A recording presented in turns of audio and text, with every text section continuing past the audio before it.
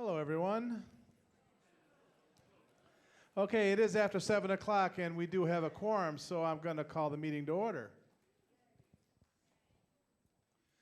Before we get started, everyone knows we have a little new piece of technology we're trying out. So if you will allow, I'm going to have Greg from the company come up and say a few words and give you a little tutorial on this, if you don't mind. But I need 10 people here to raise their hands showing that you would allow someone from out of town. I think that covers it. Good, Greg, here you are. Thank you. My name is Greg Alexander. I'm from Turning Technologies, and everyone does have a response card keypad, lovingly referred to as clicker by most people. Hang on, fast finger there a little bit, too much. There we go. When a motion shows up on the screen for a vote, if the moderator does call for it, then you will simply press 1 to vote yes. You'll press 2 to vote no. If you change your mind while the polling is still open, while the vote is still open, all you have to do is hit a different button. It's the last button that you press is the vote that the software is going to accept. So you can push the button as many times as you want. You're still only voting one time. And again, it will be the last vote that you cast before the polling closes. That's the vote that'll be accepted. The clickers will only work in this session. They are not going to change the channel on your TV at home. They won't help you open your garage door, help you balance your checkbook or anything like that. So there will be people at the doors collecting them, I believe, as you exit. Just please leave it behind. Don't take it with you. I do have these images as well that display just what a successful yes vote looks like on the left side of the screen.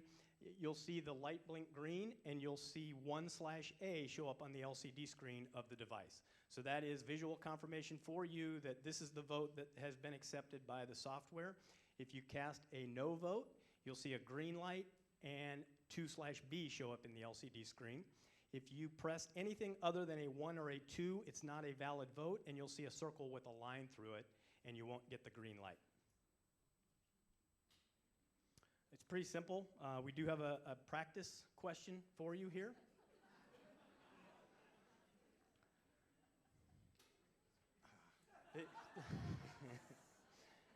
Oh, wait a minute here, folks. I was practicing before, and I had it simulating, so we'll need to make it live here.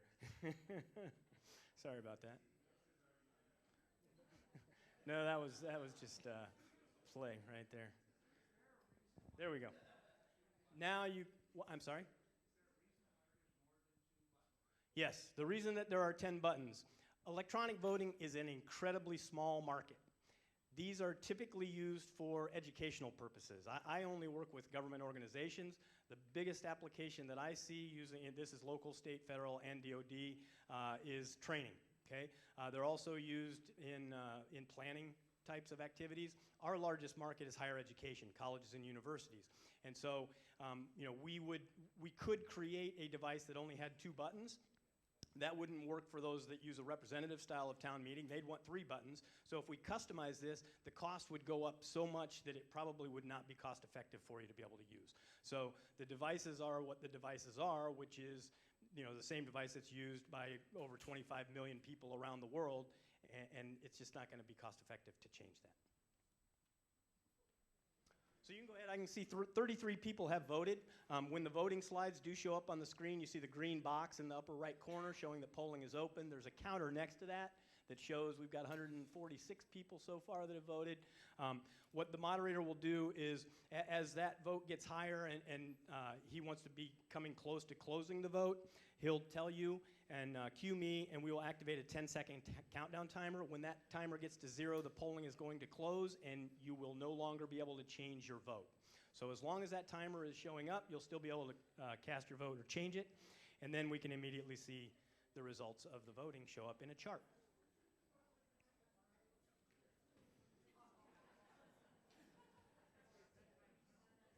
So the motion does carry.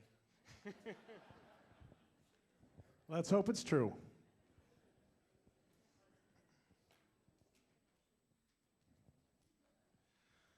Okay, welcome to town meeting. town meeting is, though we are going to go with the clickers and everything, we're still going to do town meeting as we do normally with voice votes. If there's a question, then we will go to the clickers and move from there. So we can start with Article 1. First of all, Mr. Moderator, I move to waive the reading of the warrant and return service thereof. I also move to authorize the moderator to decide or to declare a 2/3 vote on voice votes if he deems it so. Is there a second? Explanation? You Okay. explain it. This just allows me to call the votes as it is with voice votes. Yeah. All in favor, please signify by saying aye. Aye. Opposed? Unanimous. Article 1, Mr. Moderator, I move that the town vote to appropriate the sum of $534,712 for capital expenditures in the Department of Public Works, and further to provide for said appropriations to transfer the sum of $534,713 from free cash as certified on July 1st, 2019. Is there a second? Explanation?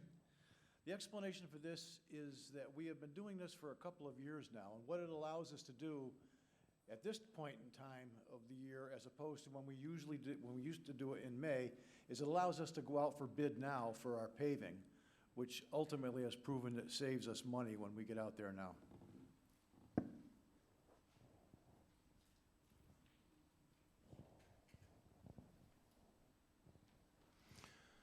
Okay. All in favor with Article 1, please signify by saying aye. Aye. Opposed? Unanimous. Thank you.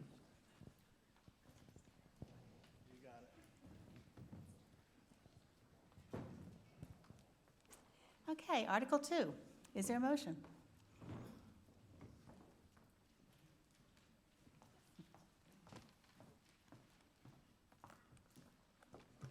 There's a motion.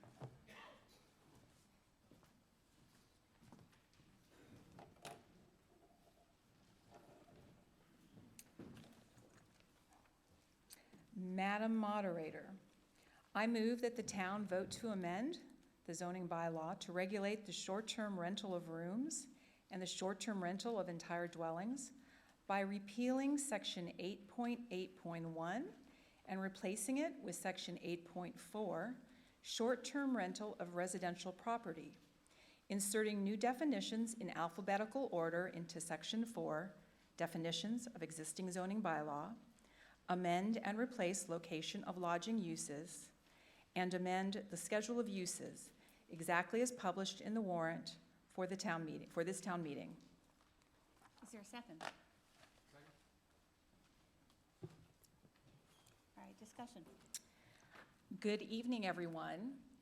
I'm Pam Kieber of the Lenox Planning Board, and joining me to present tonight is my colleague from the Planning Board, Jim Harwood, and we're going to walk you through this proposed bylaw. Oh, there we are. We're good. This proposal is the result of a collaborative process over the past several months that included extensive dialogue among citizens with varying viewpoints on the issues surrounding short-term rentals in Lenox. What everyone had in common was the desire to resolve this issue in a fair, amicable, and considerate way. Importantly, we want to thank all of the citizens who participated in this process. It was a real-time commitment on their part, and their input was critical. I think it's fair to say that at the conclusion of this process, most everyone seemed pretty satisfied with this compromise plan. We all listened to each other, worked hard to find common ground, and hope that with your vote tonight, you agree. Now, first, to get started, it's important to clarify that this article and this proposed bylaw apply to land use only. That is where and how much we would like to see short-term rental activity in Lenox. This bylaw is not about taxes, building codes, inspections, or the like. None of those things are the purview of land use or the zoning bylaw.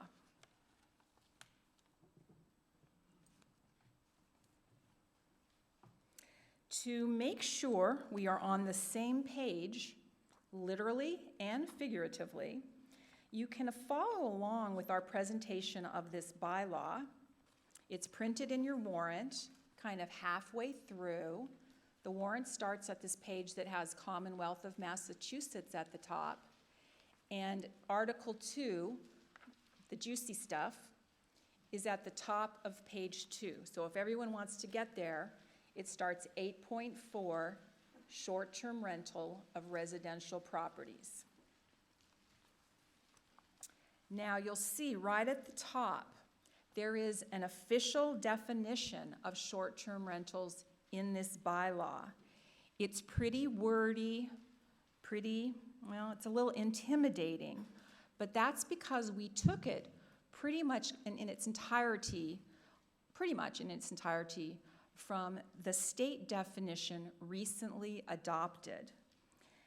To get right down to it in just more like regular terms, as this slide explains, a short-term rental means renting either rooms in a home or an entire home for short durations of time, from 1 to 31 consecutive days at a time. Common short-term rental scenarios would include renting out for a weekend or a week, 2 weeks, any time up to 1 month. Again, renting out rooms or an entire home for short bursts of time. On the other hand, this is on the lower part of the slide behind me, rentals of 32 consecutive days or more, such as renting your house for 2 full months to Tanglewood visitors, or renting for 6 months or a year or more to a tenant. Those are long-term rentals. Those are not part of this bylaw. They are subject to a whole bunch of really different rules that govern tenancies. So again, short-term rentals, short-term rental activity.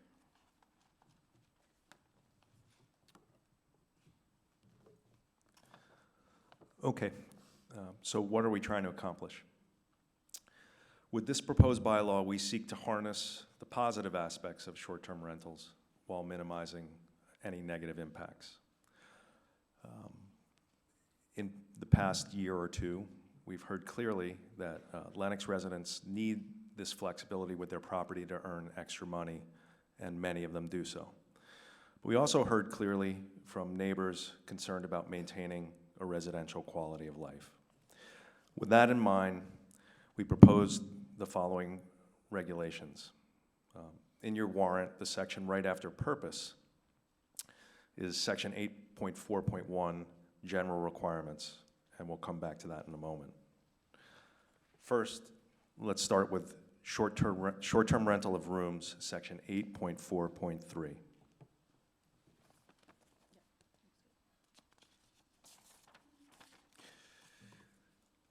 Short-term rental of rooms pertains to the rental of up to 2 bedrooms with the owner or tenant living on site. So that tenant would be somebody who's maybe doesn't own a house but is renting it on a long-term way and has decided they want to exercise short-term rental of rooms, and their lease would allow them to. In our existing zoning bylaw, we already have regulations for these type of rentals during the summer season. We felt this is the least intensive of short-term rental uses, as it's most closely managed by the owner or tenant who is on premises. So we felt it was appropriate to expand this use. This proposal, as written, allows them year-round with no limitation on number of days. Next, entire dwelling units.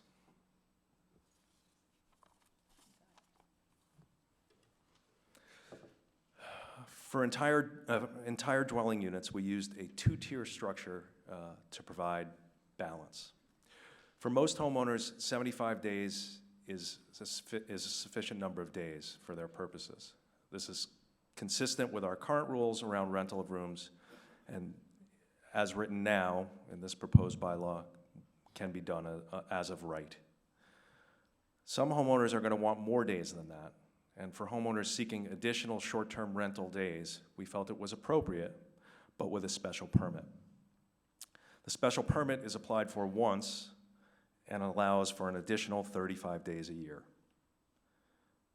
Only applied once and continues year after year. While this creates a hurdle, we feel it's not a high bar to clear if a home is being properly managed. And importantly, it also gives neighbors a chance to comment on what we feel is a more intensive use. So if there's strong objection in the neighborhood, that can be voiced. Now let's look at multiple dwelling units on a parcel. Multiple dwelling units on a parcel is an unusual circumstance, but it does exist. An example would be,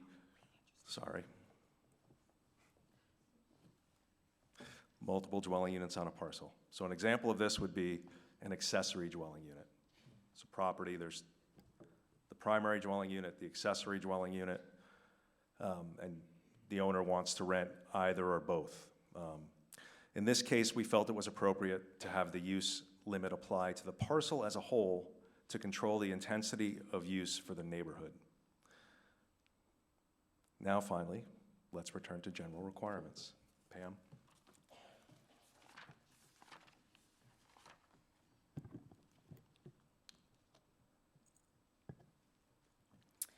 In all of our discussions, we also set general requirements for all short-term rentals, whether they be rentals of rooms or an entire dwelling unit. This section says that during the period of the short-term rental, all parking must be on site, and events that include tents, amplified music, or would customarily require a license are not allowed. To get right down to it, what we heard from citizens was that short-term rentals for lodging use would be fine, but these should not be turned into event venues. This portion of the bylaw also prohibits advertising signs and stipulates that other zoning bylaws and town requirements still apply. I actually quite like how our town manager, Chris Ketchen, summarized this section. He said these requirements, quote, require short-term rental properties to blend inconspicuously into their respective neighborhoods. That not only sums up this general requirement section of the bylaw, but really much of what we tried to accomplish with the bylaw in its entirety. One of the other goals with this bylaw, this is the last slide, was to aim to keep it short and concise. So those are all the key elements. They're all on one page. As we've described, this bylaw was developed collaboratively and represents the diverse interests of our community to propose sensible limits on short-term rentals of rooms and entire homes. Importantly, we believe that it does achieve these goals: a mutually agreeable middle ground, a community consensus, a compromise that resolves an issue that is important to our town, and one that we developed with a lot of community collaboration. It's worth noting that the bylaw was endorsed unanimously by the Planning Board, and we are also grateful to the Board of Selectmen for their approval and unanimous support.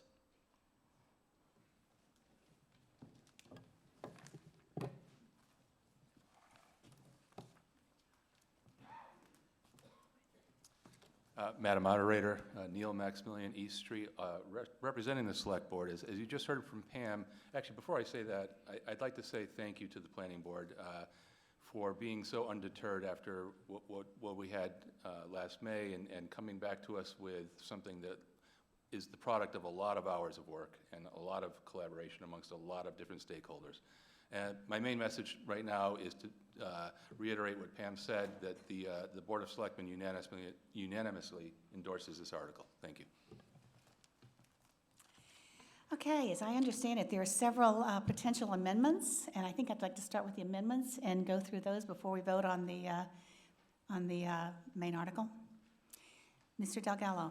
Hi, Ronaldo Delgallo, 24 Orchard. I just want to, how much, point of order, how much time do I have-ish to speak? 2 minutes. 2 minutes, so I'll be extremely brief. I believe that, I support the law. I think it's salutary, it's good. I don't want to be an obstructionist, and I'd like to make this amendment. Should I present it to you? Mm-hmm. Actually, I assume it's the one I have the copy of? Thank you.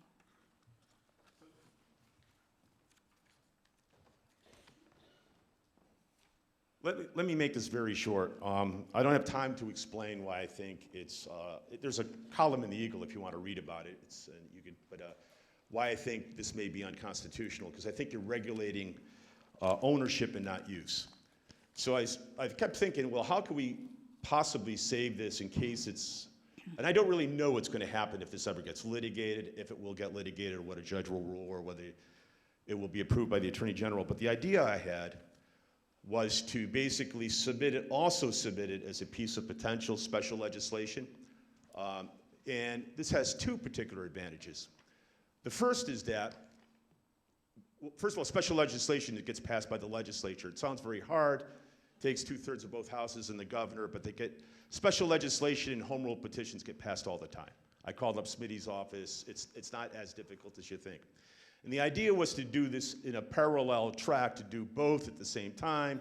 That way, if you get 2/3 here, it's still the law. But if it gets passed by special legislation, all that stuff about ownership and use, it just doesn't apply. It's because it's inapplicable for various reasons. It's not a home rule petition, and you get around that.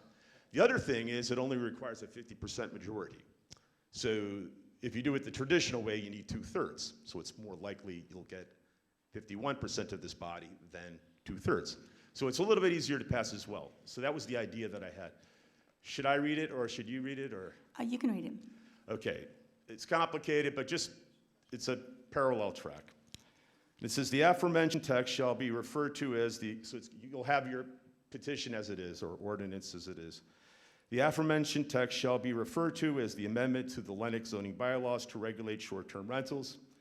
In addition, should a majority vote be secured of this town meeting formally petitions the general court pursuant to Section 8 of Article 2 of the Articles of Amendment to the Constitution of the Commonwealth of Massachusetts, as amended from time to time, i.e., what is commonly called a home rule petition or special legislation, that legislation be adopted precisely as provided in the amendment to the Lenox zoning bylaws to regulate short-term rentals. The general court may make clerical or editorial changes of form only to the bill unless the Lenox Planning Board approves amendments to the bill before enactment by the general court. The Lenox Planning Board are hereby authorized to approve amendments which shall be within the scope of the general public objectives of this petition if a vote on the preceding proposed amendment to the zoning bylaws to regulate short-term rentals submitted to the Lenox Town Meeting pursuant to Chapter 337 of the Acts of 2018 entitled, quote, an act regulating and inspiring short-term rentals also obtains the 2/3 vote that is required under Mass General Law 48, Section 5, entitled adoption or change of zoning ordinance or bylaws, it shall so be adopted, and nothing in this additional effort to seek a home rule petition pursuant to Section 8 of the amendments of the Constitution shall be interpreted as meaning that the short-term rental amendments to the Lenox zoning bylaws is ineffective or contingent upon approval by the legislature.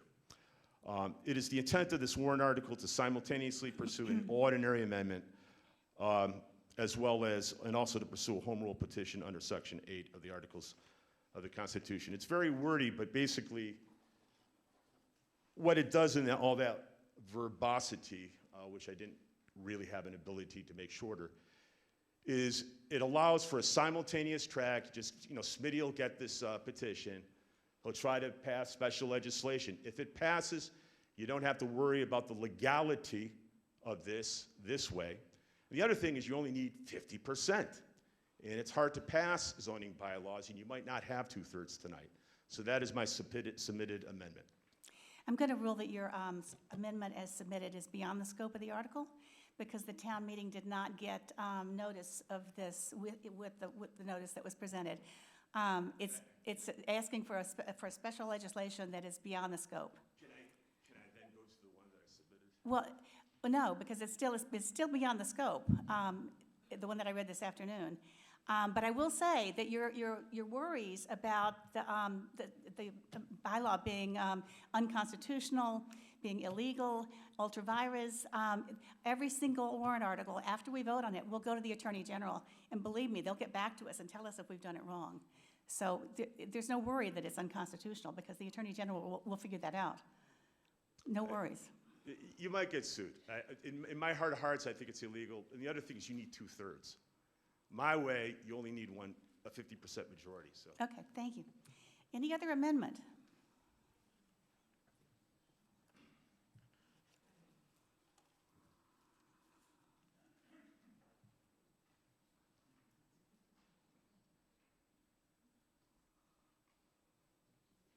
Hi, I'm not a lawyer.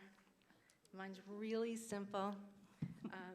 I just wanted to give my perspective of this. And Yes. oh, my name is Ella Valletto, and I live at 21 Schermerhorn Park. So this is what I wrote today. I live next to an Airbnb. I've lived next to it for 2 years. And in the 2 years, how many parties have been at the house? The answer, 0. How many noise disturbances or unruly incidents has there been? 0. How many safety issues? 0. How many problematic, unruly, disrespectful renters? 0. Any problems that alerted me as a neighbor? 0.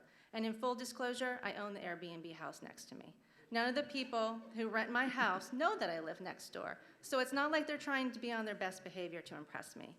This is really an excellent case study. These people are kind, people who come stay year-round, eat at my friends' restaurants and stores. My friends who own Lenox restaurants say their businesses would be greatly impacted without all the short-term renters year-round, not 75 days, that come to dine with them. They see so many families and people at their restaurants are staying at local short-term rentals. If Airbnbs are not present in our town year-round, they will go to other towns like Great Barrington that have the same great shops and attractions but can stay at Airbnbs all year. For some people, this vote or decision does not impact them, but it grossly affects my family and my income. It affects many other families as well. My extra income helps me afford to have my son attend a different school for his learning disabilities. The Berkshires needs young families to survive, not just to thrive, but to actually survive over the next 30 years. Short-term rentals are the way young people and families travel, period. And this isn't changing, it's only increasing. Over the past several years, there have already been many families that have moved here for the lifestyle, the schools, etc. And how did their journey begin here in this place? Renting a short-term rental. For the people also who, sorry? Can I just have, that's so rude. Can I have 5 seconds? Let her finish, please. Gosh, this is like the part that makes me so sad, that everyone's so angry. Let me have 5 seconds. Let her finish. For the people who argue that investors are coming in and scooping up homes to use for short-term rentals, as a realtor who has sold 22 houses this year, and being the top salesperson for the Lenox office, the answer would be 0 people have bought houses strictly for short-term rental investment. All homeowners, however, want to be able to rent their homes at their own free will until they retire, some when they retire, and some who want to have extra income for their family. If Lenox restricts this to 70 to 75 days, I promise they will be looking at other towns to buy. I have so many frightened buyers who don't want to purchase homes in Lenox. I am voting no for Article 2. For a 75-day for me is no way a meet in the middle. And I'll just wrap this up really quickly. I'm just saying also, I want to also mention that the lack of an economic impact study focused on short-term rentals, how can we propose and incorporate restrictions on something we don't yet know the impacts of? And my amendment is no limitations on number of days for short-term rentals. Thank you. Is there a second to the motion on the amendment? Okay, discussion. Does planning board have anything to add? The only thing I would interject is that the 75 days is dispersed throughout the year at your discretion, and there's the opportunity for 110 days. But I understand your comments, and I just wanted to clear that one point up.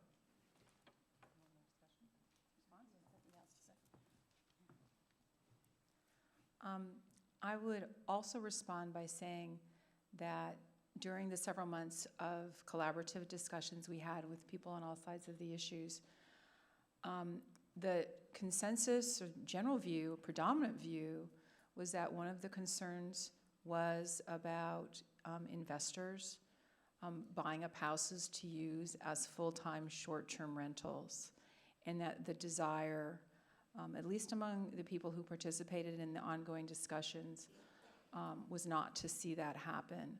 That an accessory use, a part-time short-term rental, was fine. We recognized the desire, as we stated in the purposes, for our residents to be able to make extra money and live in their houses, but there was a risk to having homes in our neighborhoods that really only operated solely as short-term rentals, and also of having investors coming in and making that a business, which is a trend nationwide. Any discussion from the floor?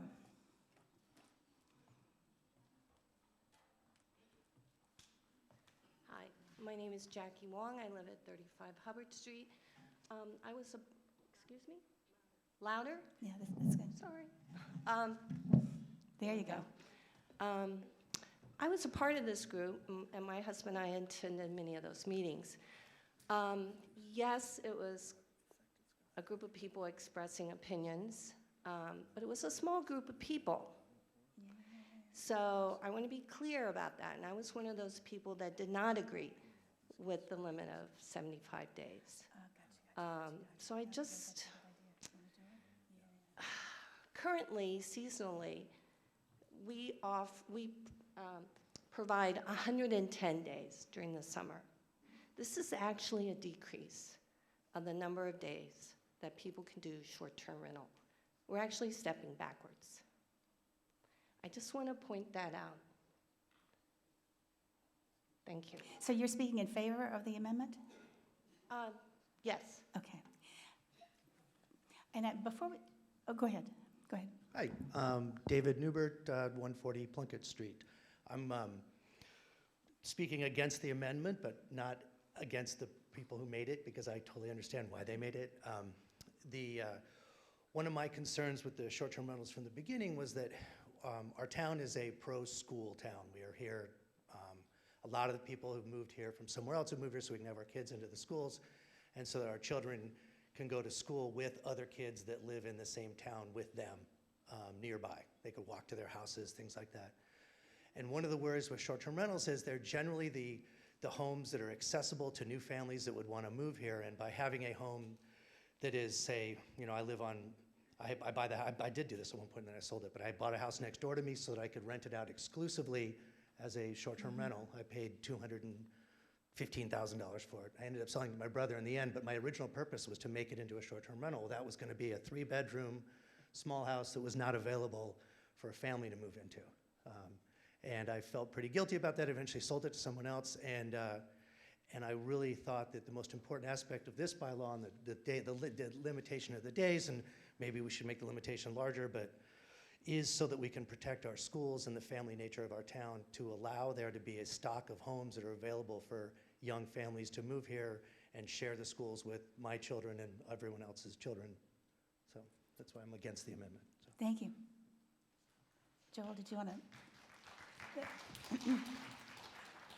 Just one more minute. Town Council Joel Bard wants to show you on your warrant exactly what changes the amendment would make. Pardon me? Just a minute. Madam Moderator, Joel Bard, just so everyone is clear what you'll be voting on, and so the town clerk is clear on what the change could be.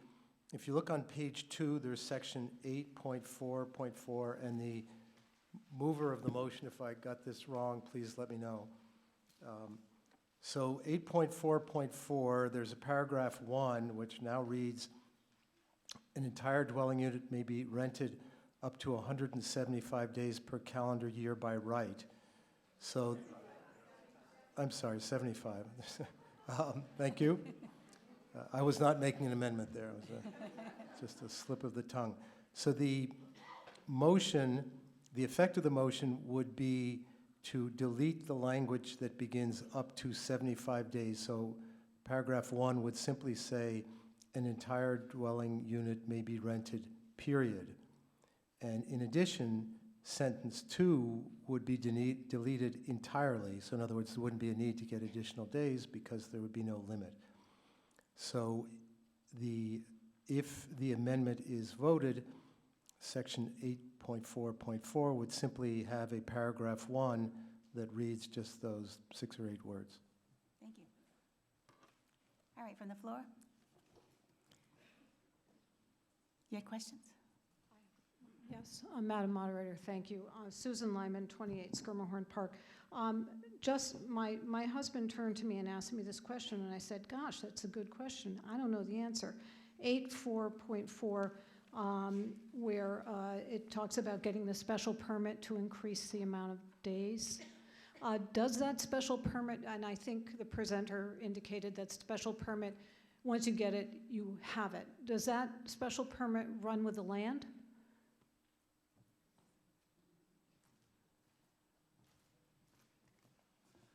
So it's a special permit, and Yeah. there's a set of rules in the Yeah. bylaws about special permits, and that it could certainly run with the land, or it could run with the owner, and that would be part of the special permit process. There could be other stipulations of the special permit as well. Right, so as it's currently written, that there is no answer. In other words, it depends? It That's would what I'm be not part of the understanding. special permit process.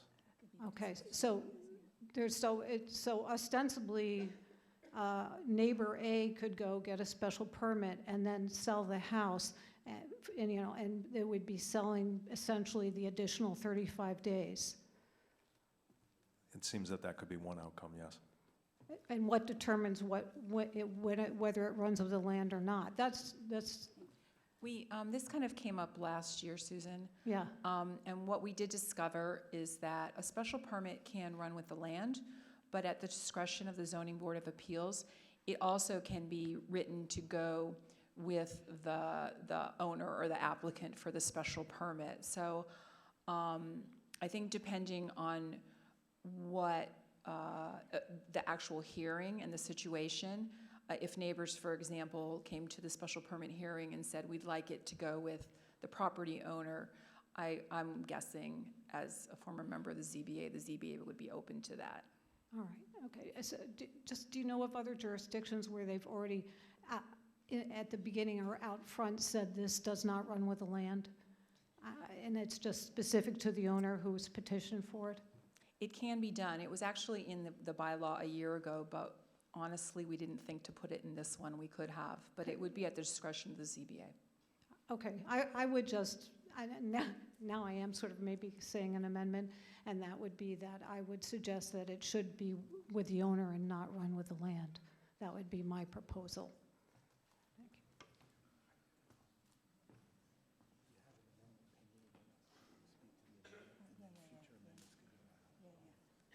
Anyone else speaking to the amendment? This is only to the amendment.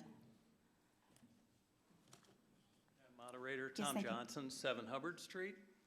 I'm not sure that this amendment would alter the main bylaw, because we already have a section in the bylaw that if you want to be an inn, you go down and you get a special permit, and an inn is allowed to operate all year round. So how would that, if we pass this amendment, not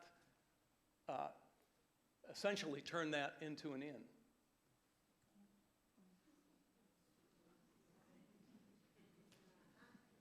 I would oppose the amendment. Thank you. That's the tightrope we're walking.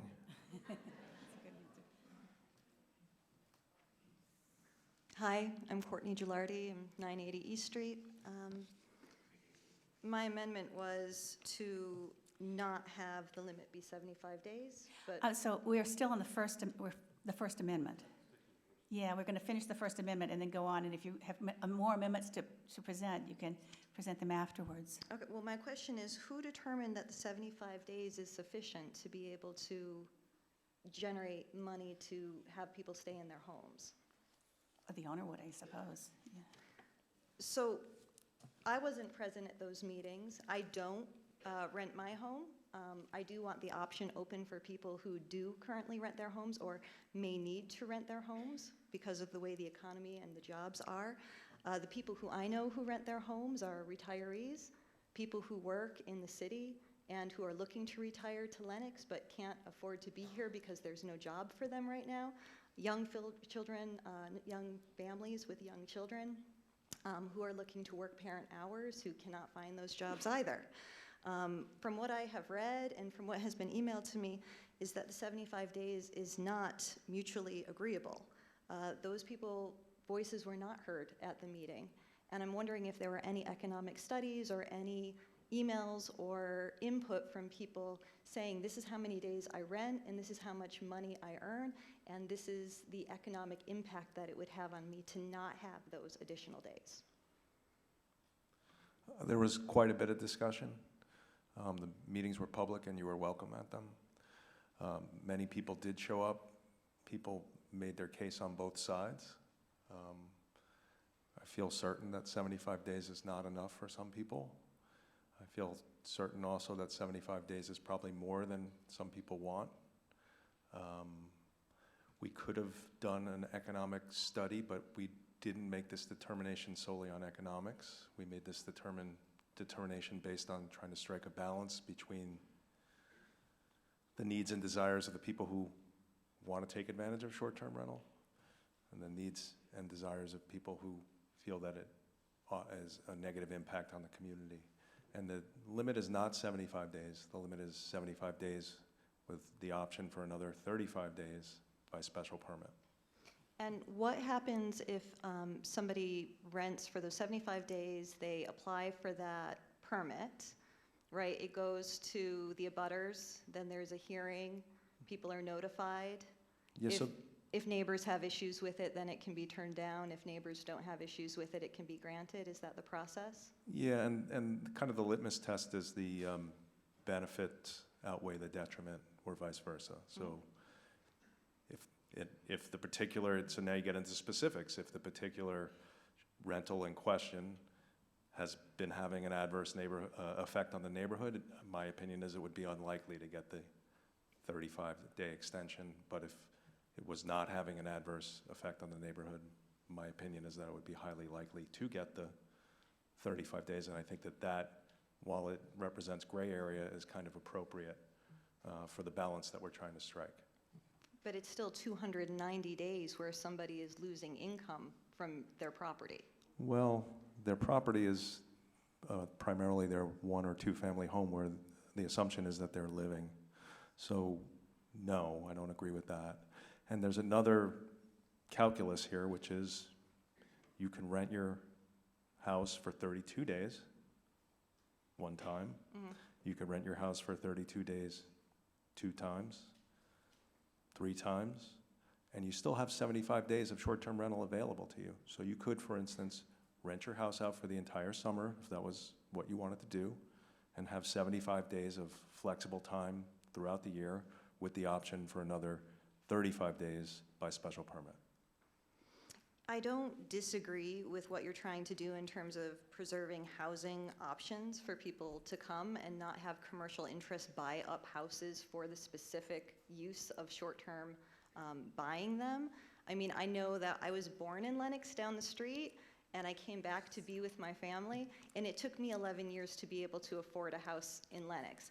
But the house that I bought in Lenox is the same house that's available for any other person to buy in Lenox, whether they buy that as a long-term rental and have that on the market at an excessive fee as well.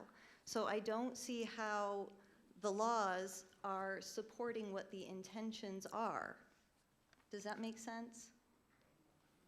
I don't know that I agree with you, but I understood your words. Okay, thank you. Thank you. Anyone else on the amendment? I'm Molly Elliott. I'm 185 West Street in Lenox, Mass. And I support this bylaw. And on the amendment, I feel that it's missing the point that there is long-term rentals are still available year-round, like Jim stated. In addition, if it's owner-occupied, there is no limitation. So I think that there is lots of options, and we're trying to preserve the strong fabric of our community and our schools. Thank you. I Thank you. support this bylaw. One more.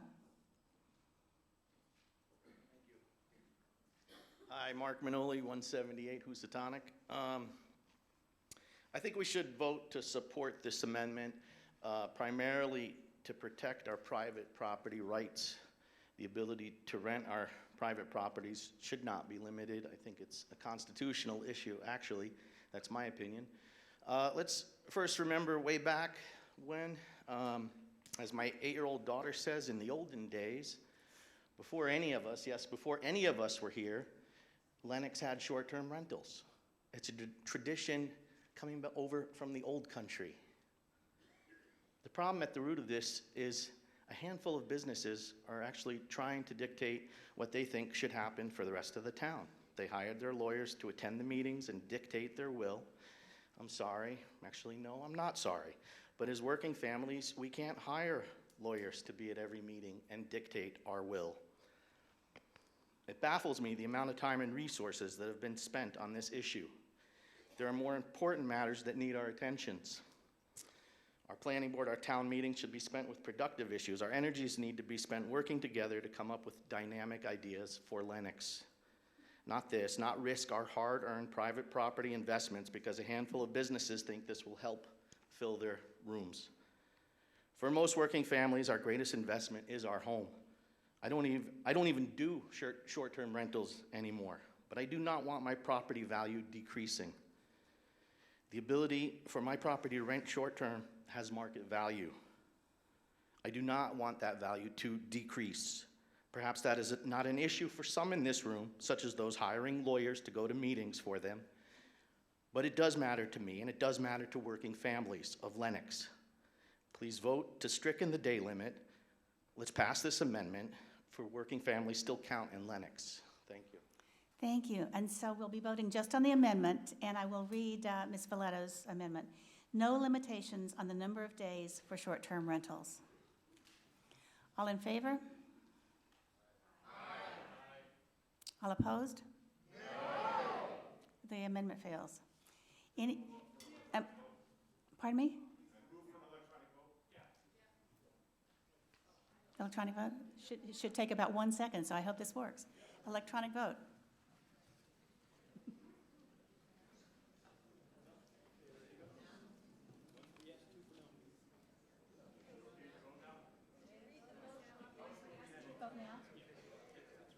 Yeah, go ahead and vote now. 1 to support the amendment, 2 to oppose the amendment.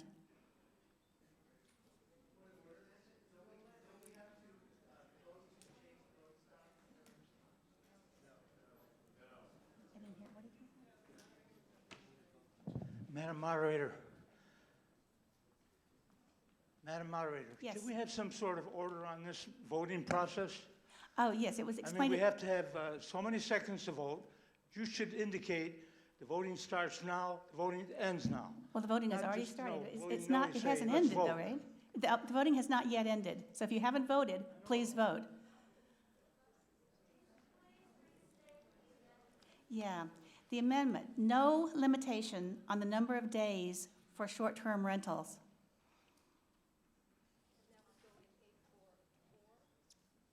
Okay? 10 seconds? All right. That's the counter going down as to how much longer you have to vote.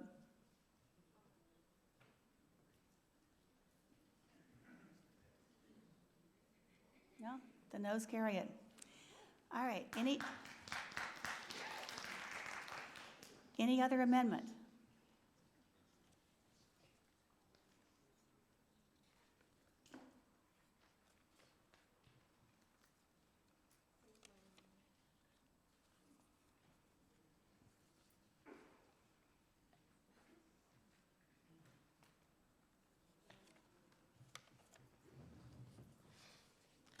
like to make an amendment on Article 2, 8.44, short-term rental of entire dwelling units. I'd like to change the 75 days to 110 days per calendar year by right. Understand that in my house, I only rent one room on Airbnb. We just recently had someone from Finland, from England, from the Netherlands, and folks that instead of staying at Kupalo, they come and stay in our room. So I actually benefit from this bylaw. I'm only up here because I feel for the people who have been doing this for a while, and they do it 365 days. And so I think at least keep it at 110 days, which is what we have now in terms of the seasonal days. Thank you.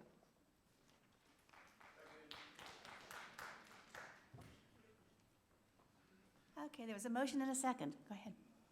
I'd like to speak against the motion. David Newbert, 140 Plunkett Street. So if you're renting your house now for 365 days, or you have a house next door you're renting for 365 days, and obviously it's not a room in your own house, I would suggest you put it out for long-term rental, rent it to a wonderful family with children, and let them move here and save our schools. For me, limiting the short-term rentals to a number of days that are basically around holidays and summers, protect our schools, and for me, a vote for unlimited or increasing the limits for the short-term rentals is a vote for more school choice. Okay, if you want more school choice, then we want more short-term rentals. Thank you. We won't have room for kids. Do you guys have something to say? No? Anyone else for the amendment? I'd just like to move for an electronic vote. Electronic vote, that's fine.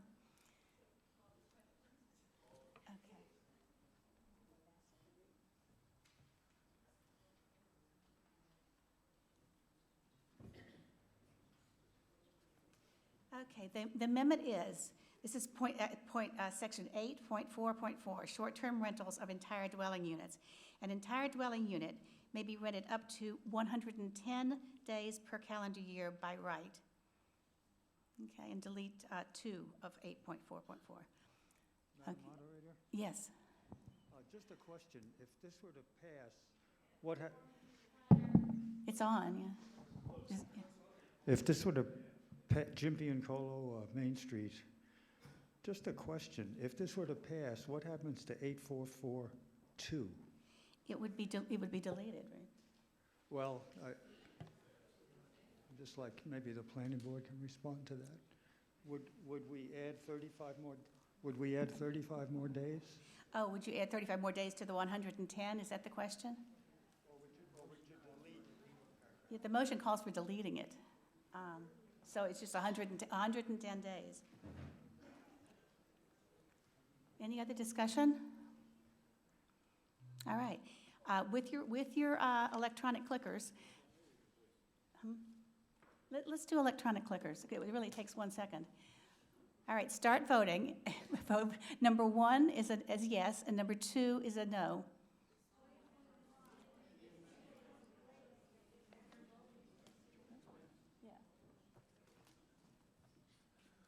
One is yes, you want to amend it so that 110 days is as of right, and there's no special permit for any additional days.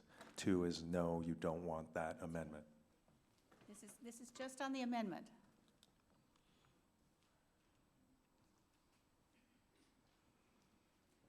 Want to do a countdown of time up there? Want to give it 10 more seconds?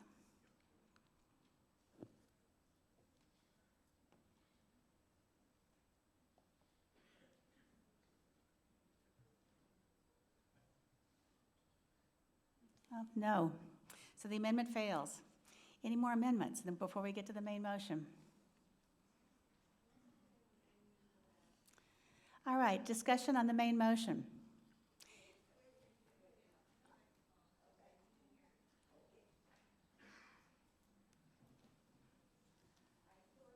An amendment introduced I'm sorry, Fran Weinberg, 12 Sherwood Drive. I thought there was an amendment about the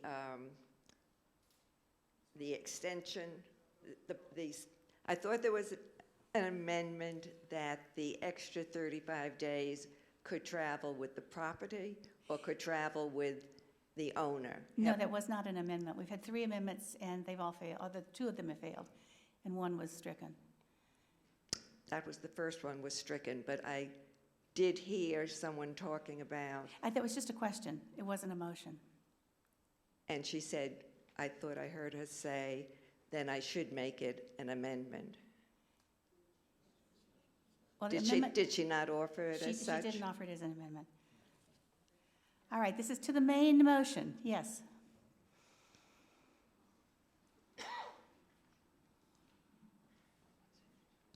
Ariel Smith, 59 James Road. I support this, so in an effort to get it passed and make everyone happy, I do have an amendment, but where do I write it?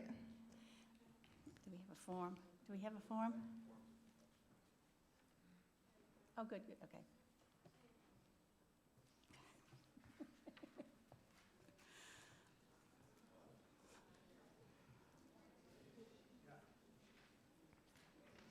My amendment is as follows. Section 8442, an entire dwelling unit may be rented for additional days per special, an entire dwelling unit may be rented for additional days by special permit. It's going to be up to the Zoning Board of Appeals to determine how many days. So you can fight it out at the Zoning Board of Appeals with your neighbor. Is there a second? Okay. Discussion on the amendment. Just a point of, so the number of days, can I add a point of order? It's a question, a parliamentary. Yeah. So it's basically, it's up to the zoning board of appeals. To decide. To decide. I mean, To decide how many additional days. the applicant would go in and ask for, I suppose, any number of days, and the zoning board of appeals could decide. Thank you.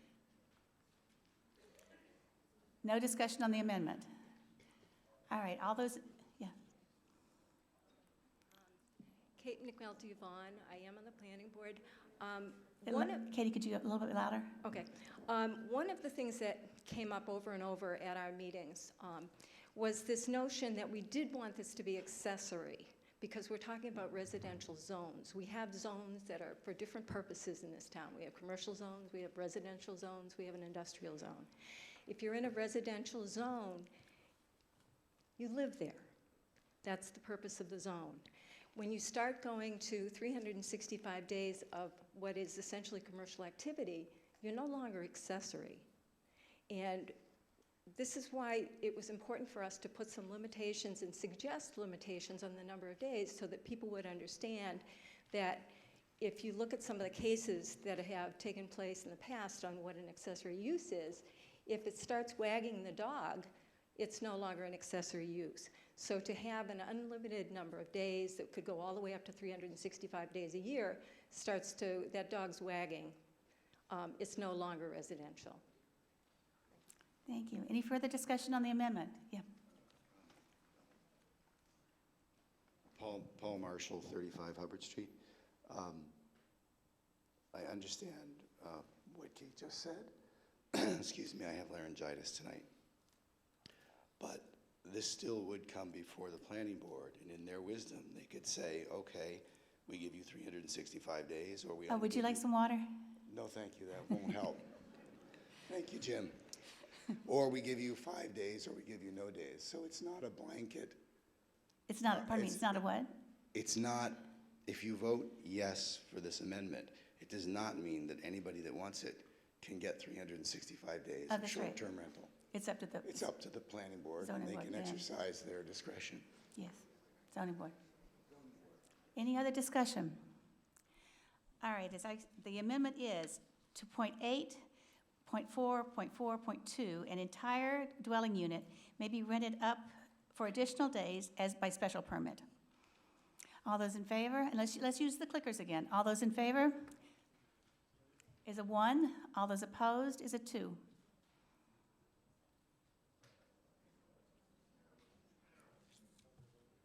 Yes, vote now, yes. All right, want to count down 10 seconds?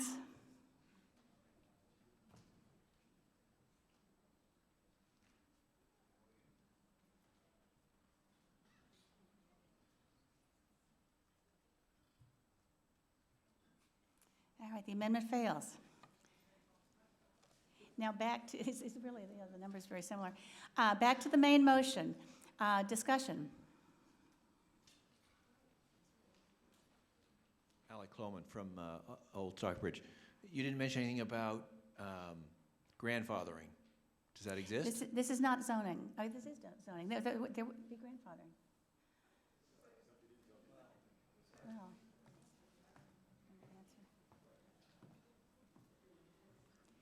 If individual homeowners felt that they had a case to be permit and go to the zoning board of appeals. There's a registration requirement, which is the next vote. If that registration vote fails for some purpose, there's absolutely no regulation and no tracking of who is using their home as an Airbnb, how it's inspected, or even if it's inspected. This should be a no vote because we are now creating inns without notice, without any really substantive regulation in the town, and we're changing the fabric, I think, of our neighborhoods that cannot be taken back. So don't think of this as a compromise down from unlimited down to 75. STRs today are at 0, and it's moving up to 75, which my clients feel is too much, and I think as a neighborhood and a homeowner in a neighborhood that is there, as the gentleman from the Plunkett Street had said, is important to preserve the fabric of what Lenox is. If you want to become an inn and rent unlimited, you can get a special permit and run an inn or a B&B in every single zone in Lenox. I encourage you, if that's your interest, to do so. And so vote no is my request on this application. Thank you. Thank you. Anyone else? Yeah, I'm not trying to call this to a vote. I'm just saying I'd like to motion that this vote be electronic. You tend to do it, but I just want to make sure it is an electronic vote. Hi, Sue Merritt, 99 New Lenox Road. My quick question is, last time we met in the spring, it had not yet been, we had not yet received recommendations from the state as to what they were putting forth for recommendations, and I'd like to know if you have that information, what the state put forth as a recommendation for the short-term rentals. Yes.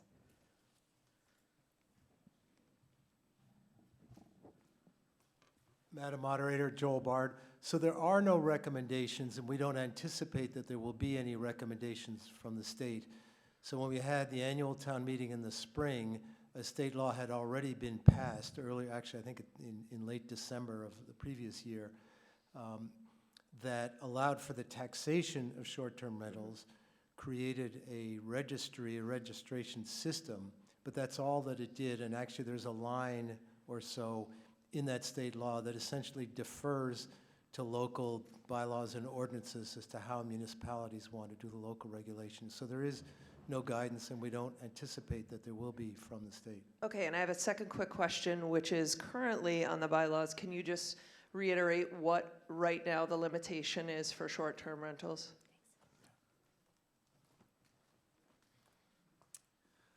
There's debate about that. Okay, so no clear answer. Well, if you believe Attorney Lynch, there is, but I have a different opinion. Can you tell me what your opinion is? I think it's, no, I don't think it would be appropriate. Okay. So Attorney Lynch can give his opinion, but you cannot, is what you're saying. Well, go ahead. No, I want clarification on what. Yeah, so I'm here setting my personal opinions Got in the back seat, pursuing an agenda of compromise. Okay. So would it be safe to say that there has been no limitation thus far in the bylaws for short-term rentals? Or it's not clear? I'm trying to find clarification. I will second what the planning board member just said. There are only opinions as to what limit currently exists. There's nothing hard and fast. I will say the one thing that most of us agree on, and the Linfield case makes clear, and I'll say the Linfield case is a land court case. It's actually very well written, but it has binding effect only in the town of Linfield. However, I would say that most of us agree on one thing, and that is that a property that is investor-owned is never lived in by the owner and is a full-time Airbnb or whatever the platform is, but a full-time short-term rental property is very likely going to be found by the courts to be not allowed under most bylaws. But again, that's also an opinion, but I think most of us agree on that point. But as to the kinds of short-term rentals that people are talking about here, that some folks have and so forth, it's just a matter of opinion as to whether or not they're currently permitted. Has there been any data reviewed by the planning board on municipal complaints made because of short-term rentals?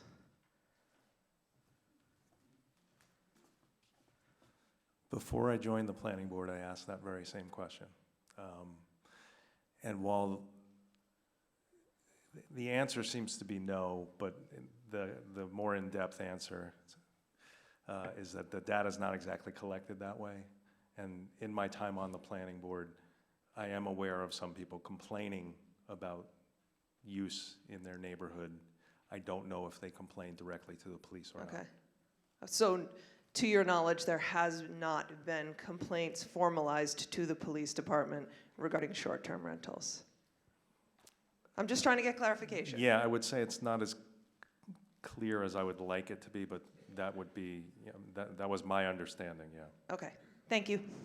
I will say, I agree with Jim that while there may be no formal procedure right now, we have heard of complaints that have gone to the building commissioner, received emails, et cetera.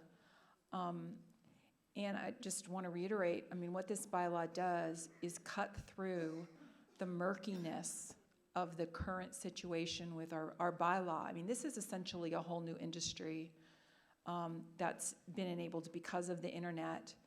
Our bylaw is murky. There are opinions. And what this bylaw does is codifies a compromise we felt we all could live with. And we get the rules down on paper so everybody can proceed accordingly, knowing that what they're doing and planning on doing is mutually agreed to in the town. Madam Moderator, Chris Ketchen, Town Manager. I'm sorry that I don't have the data available, but I did want to confirm that the town has received complaints to the police department as well as the town manager's office. I hesitate to say that they're exceeding single digits in number, at least in terms of the number of properties that we receive complaints about, but they do exist, they do happen. So I didn't want the conversation to go on any further without pointing out that point, without taking a position on any bylaws or amendments. I just wanted to make that clear. So, Robert Alderton, Birchwood Lane. So I have a question with regard to your number of days. You have these specifics of 75 to 100. How do you actually expect to, to validate that? And what exactly do you have in terms of remediation or repercussions for anybody who exceeds those days, given that they are not obligated to actually let you know when anybody stays in those? So by de facto, there's no regulatory limitation on those days. Thank you, that's a great question. Usually complaints relative to compliance with zoning bylaws come from citizens, come from neighbors who suspect something is going on in their neighborhood. And they report that to our building commissioner, who is our chief enforcement officer. In this situation, the building commissioner would receive the complaint, respond to it using the various data tools that she has available. And there are various ways to validate the number of days that have been rented. The penalty for a violation of the zoning bylaw is $300 per day. Is that right, BJ?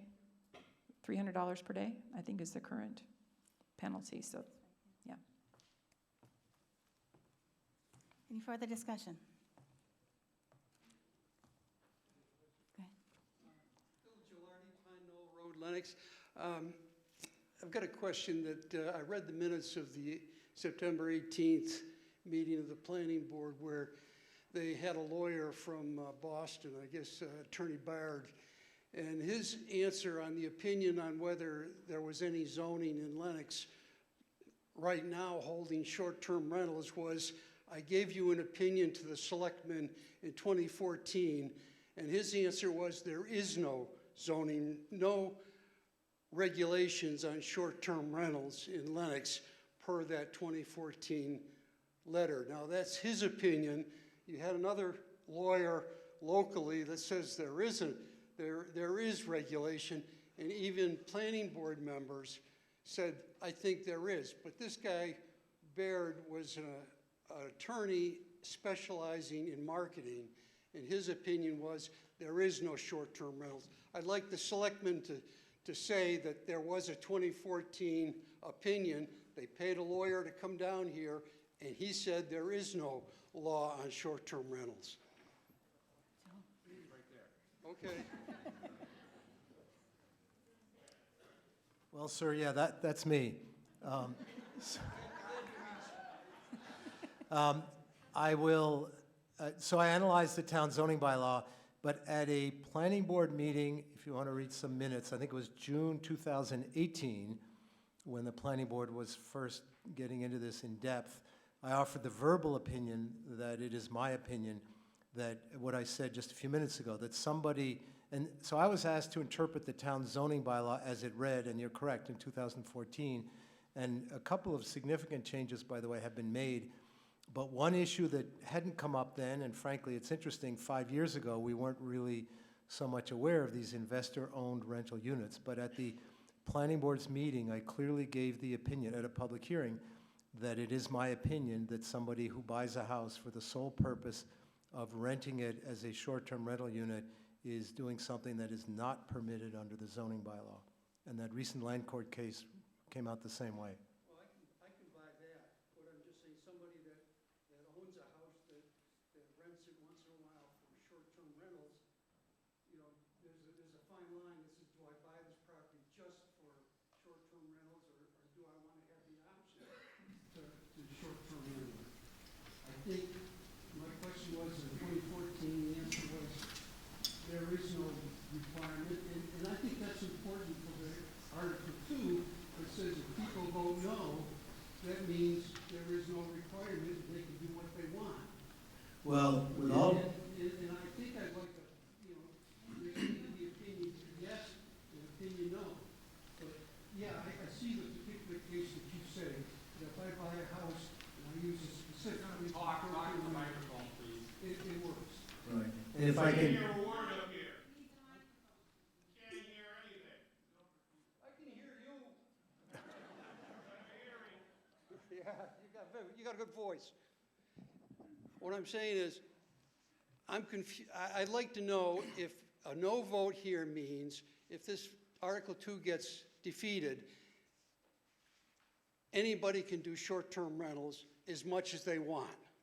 That's an important point. It's not an, you know, if you vote no, it goes back to 2014 or a special case where the lawyer says, you know, if I buy it especially to do if I buy it especially for short-term rentals, it's really a B&B.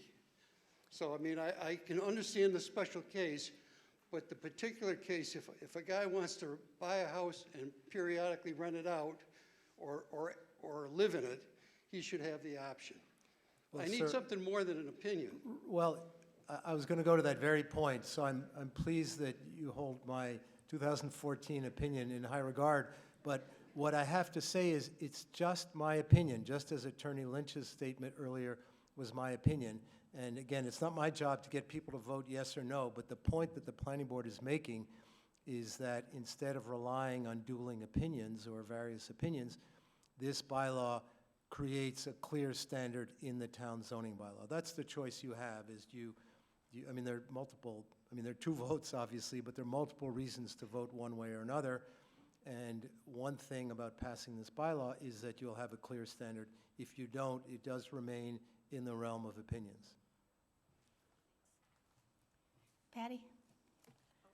My turn. Oh, she's been here for quite a while. Patty Spector, 185 Hubbard Street. I believe you just addressed my concern was I wanted a clear clarification of if this is voted, if this is, people vote no for this, what exactly are they voting for, as opposed to voting for the amendment? And I think you just answered it. So from what I understand, from what you said, is if the amendment is turned down, then there are no regulations on how many days people can rent out their homes or rooms for Airbnb. Is that correct?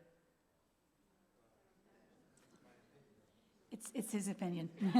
I'm not looking, I mean, tonight we're voting for this, so it has to be more than just your opinion.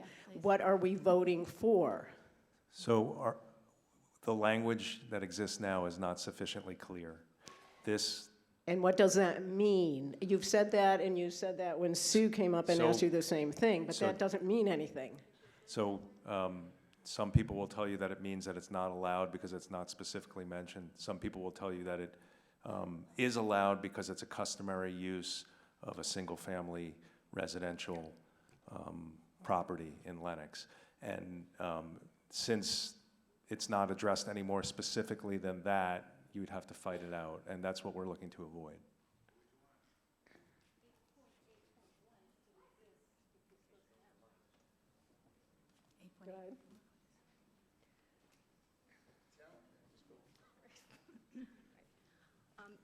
And correct me if I'm wrong.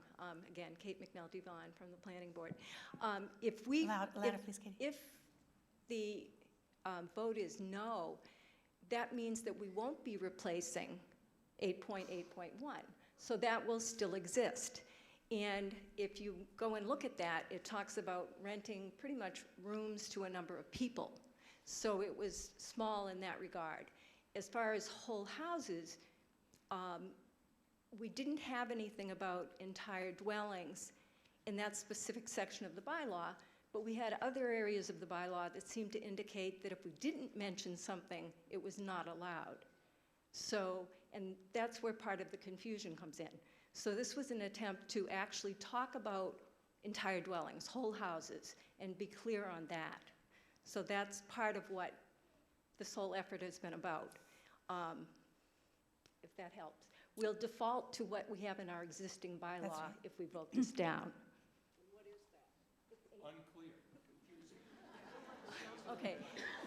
Well, I don't know if I have that section of the bylaw with me. So it's also worth noting that section 8.8.1 has some significant deficiencies in grammar that make it difficult to interpret. Okay.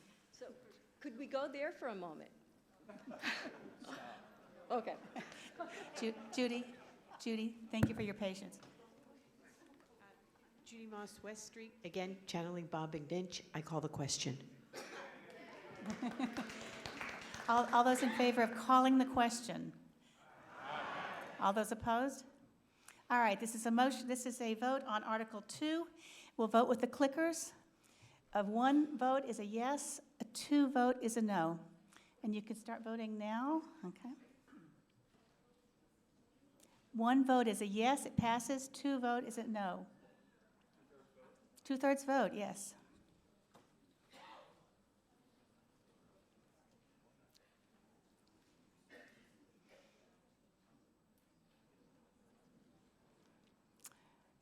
Okay, want to put the 10 seconds up on the...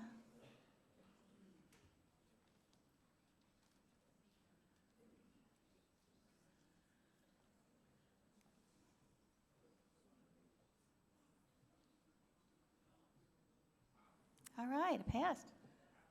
Rather overwhelming. Well, Wait, I shouldn't say that. I shouldn't say that.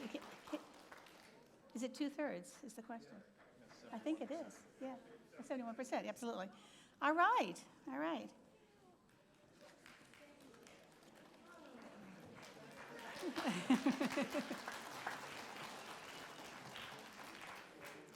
Okay, moving along to Article 3.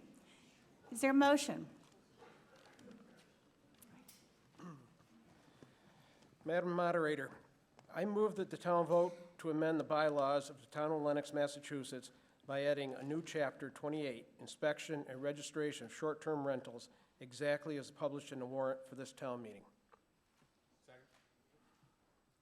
Explanation? Explanation, yes. Okay, the selectmen created this bylaw to promote the safety of visitors that come to Lenox. And we felt at the time that we needed to include inspections and registration. And we thought that was a good way to go to meet our goals. Well, however, since we published that warrant about 3 weeks ago, there's been some changes. New guidance has come down from the state that leads us to believe that the path we are on is burdensome, and the approval of this bylaw is unrealistic. Even though we think both registration and inspection are a good thing for public safety, we feel that the lack of clarity in the inspection process leaves too many unanswered questions, and we are just not ready. So, Madam Moderator, I would like to make an amendment to the motion, if I may. Is that it? You have it there? Okay. So here's the amendment. I move to amend the motion under the above article as follows. Strike the words inspection of from the title. Strike inspection and. Strike section 1, section 3, and section 4 in their entirety. Strike the title from section 2. And strike the first 2 sentences from section 2 and add the following sentence to the end of the bylaw. The application shall be in a format approved by the Board of Selectmen. The town clerk will issue a registration number upon approval of an application. And I can give an explanation if I may. Since we no longer believe that we're ready to begin the formal inspection process, at the minimum, we want to have a registration program in place. And with the registration, we're trying to accomplish 3 things. 1, to provide our public safety personnel and the location of short-term rentals where people might not be familiar with the area. 2, have a local contact who can be reached immediately if there is a problem, whether a noise complaint or a more serious issue. And registration numbers enable the town to verify that there is information and record for all advertised short-term rentals. So this amendment basically removes the inspection part of the bylaw, but it leaves the registration part.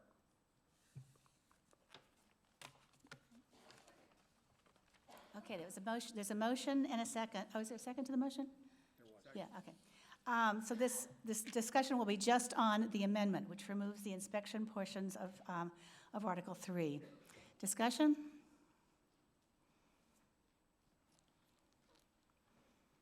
Mr. Lynch. Jeff Lynch, 51 Taconic Avenue. Just a couple questions. When is it expected that the inspection clarification will come in from the state? You know, Jeff, your guess is as good as mine. This really, I don't mean to be glib about that, but it's frustrated everybody statewide that we just can't get clarity from the state for definitions, for how each town should actually enforce the rules and regulations. So I honestly don't know. But I will say that we're not giving up on the idea that we should do inspections. We're just not ready for it today. So probably a second question, obviously it dovetails in with what we just passed. So we just said 75 days, by right, you can do it. Come and see the town clerk. I think it's a little thin in terms of what we have for a registration requirement. There's no indication that you have to prove that you've complied with the state registration law with the Department of Revenue. That new statute, the registration, also requires proof of insurance. That's not there. And what the town was doing a year ago is they were they were paying a service called host compliance, which was giving them a report, and that was showing what homes are being used for Airbnb, short-term rental, whatever it is. It's my information that we're not doing that anymore, and it just seems now that we've allowed the 75 days, we don't have any way at all to police it, and without any kind of inspection, there's no telling, you know, how good, how bad, what is that housing stock that we're opening up to the general public. So I think it just needs some more clarification and understanding before we vote to just strike the inspection requirement. Ted Silverman, 520 East Street. All the rental platforms require that you be registered with the state. Airbnb has been dogging every single one of us who's listed on it to make sure that we're registered and that we've provided all the information that we need for state registration. So that's not really an issue that the town should be worrying about.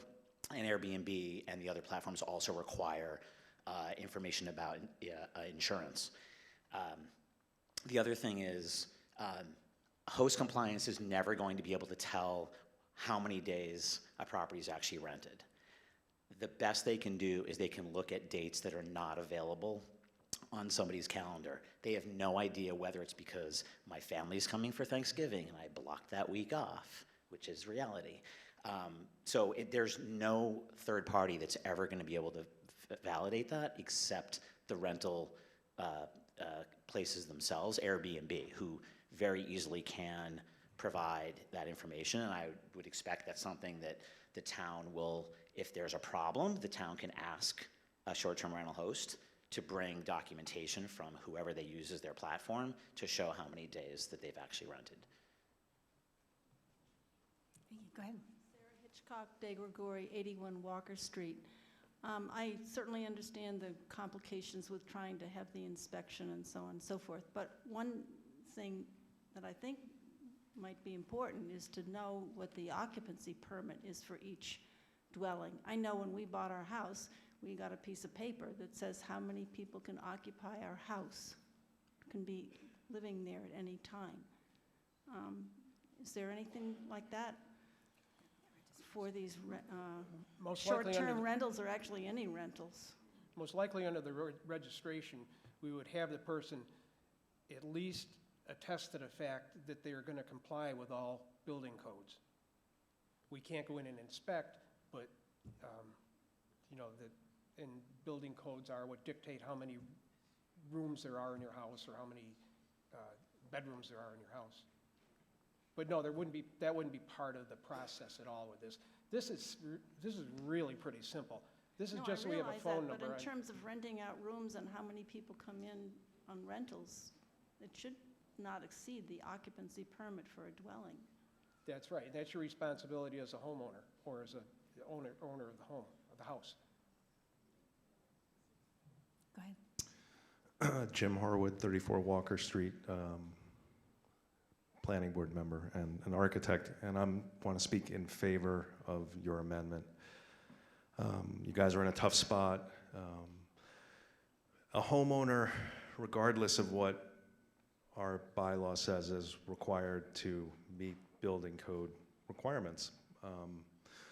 What unfortunately is a little less clear when it comes to short-term rental and single one and two family homes is exactly what those requirements are. And it's really on the state to figure that out, and it's shameful that they haven't, and they've created a mess, and I don't think it's a mess that we want to wade into, and therefore I support what I think is a wise decision to pull back the scope of this proposed bylaw. Thank you. Anyone else? I just had a, Ronaldo DeGallo, 24 Orchard. I just had a question.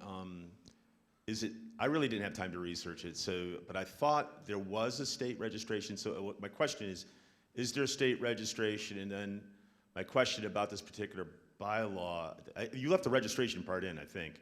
Yeah, absolutely. Okay, so the question then would be, if there is state registration, is there anything requiring reporting the state registration number locally? And if there isn't, maybe you should do that, but that's it. That's all I wanted to say. No, there is no regulation with the state. They, basically, from what I understand, correct me if I'm wrong, Chris, they don't share any information on that. That's just for tax purposes. So there's no, you don't register with the state? Just for tax purposes. Okay. Well, fair enough. Madam Moderator, Town Council, the state law that included the taxation language has a, call it a minimal requirement, requiring everybody to register, giving only the name of the town and the street. And the Executive Office of Housing and Economic Affairs is supposed to create a state registry that would be a public document. And I don't know that that's up and running yet, but that's all the state law requires. If I might speak to that? Yes. Paul Marshall, 35 Hubbard Street. Jackie Wong and I do short-term rental of one room. We have registered with the state, the Department of Revenue. They have issued us a certificate, which we are required to post. The town could ask to see that certificate of any person that's registered and say, can you show us that you are registered with the state? Because we're required to have that certificate, the tax certificate. I don't think they can. I know with they're very secure about that information because it's private information about money that how much money you're making, and they don't like to share that. It's like when we get the hotel motel tax check in the mail, we'll say quarterly or whenever. It doesn't break it down as to which inn or it's Yes. Canyon Ranch paid this much or anything like that. They keep that information to themselves, and they don't want to share it with us, and I'm glad they don't. We shouldn't have to know that. My suggestion wasn't that the state share it, but you could ask a person in Lenox who wants to register their property for short-term rental with Lenox to say, can you show us proof that you're registered with the state for tax purposes? Because we're required to post that in our Basically home doing that. for people to come in. So we have a document that people who rent with us can insist on seeing that shows we're registered, that we pay tax. So it's not secret. It doesn't tell how much we pay, how much we rent, just that we are registered with the state Department of Revenue.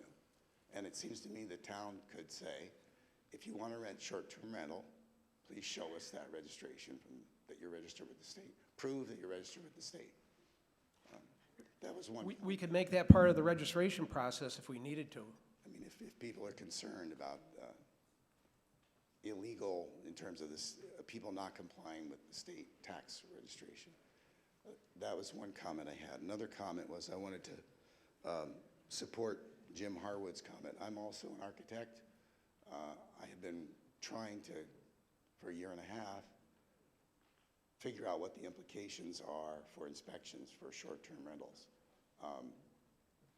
It can't be determined. There are conflicting, experts have conflicting interpretations that vary widely when they read the code, down to meanings of words, intention of code writers. It's very confused. And nobody has stepped forward at the state level to say, okay, here's what we mean it to mean. And we're going to change the building code to have these meanings. So it's all interpretive now. And anybody that inspects, their inspection decision is challengeable. So Thank I you. support the amendment to strike the inspections from Article 3. Thank you. Next. Go ahead. I'm Ron Maitland, 2B Coldbrook Drive. I have a little problem with the town giving permission for the use of a home for commercial purposes and not addressing, even if the state is not cooperating, safety regulations such as fire egress, such as electronic lighting in case of emergencies and other safety issues, that this town would become liable for not seeing to it that these properties conform to accepted standards. And those standards are not some kind of esoteric thing. They can be found in any fire codes across the nation. I think that we are remiss in dropping our requirement for an inspection just because our state is dragging its feet. I would not like to see a fire in this town with an Airbnb or some rental short-term housing where it was found after the fact there are fatalities because people couldn't get out and there were too many people being rented in a small room and they couldn't get out safely.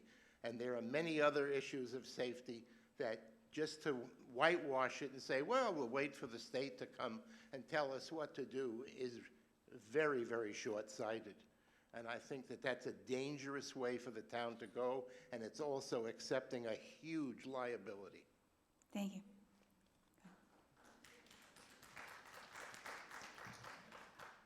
Iran Gazit, 1 Martha Lane. I'm probably the only person in town who actually owns both a bed and breakfast, and a short-term rental. So I hold the stick from both ends. I totally oppose eliminating the inspection from this amendment. There are actually rules and regulations. There are inns in this town that have 3 rooms. There are inns in this town that have 4 rooms. They are inspected. They pay hundreds of dollars every year.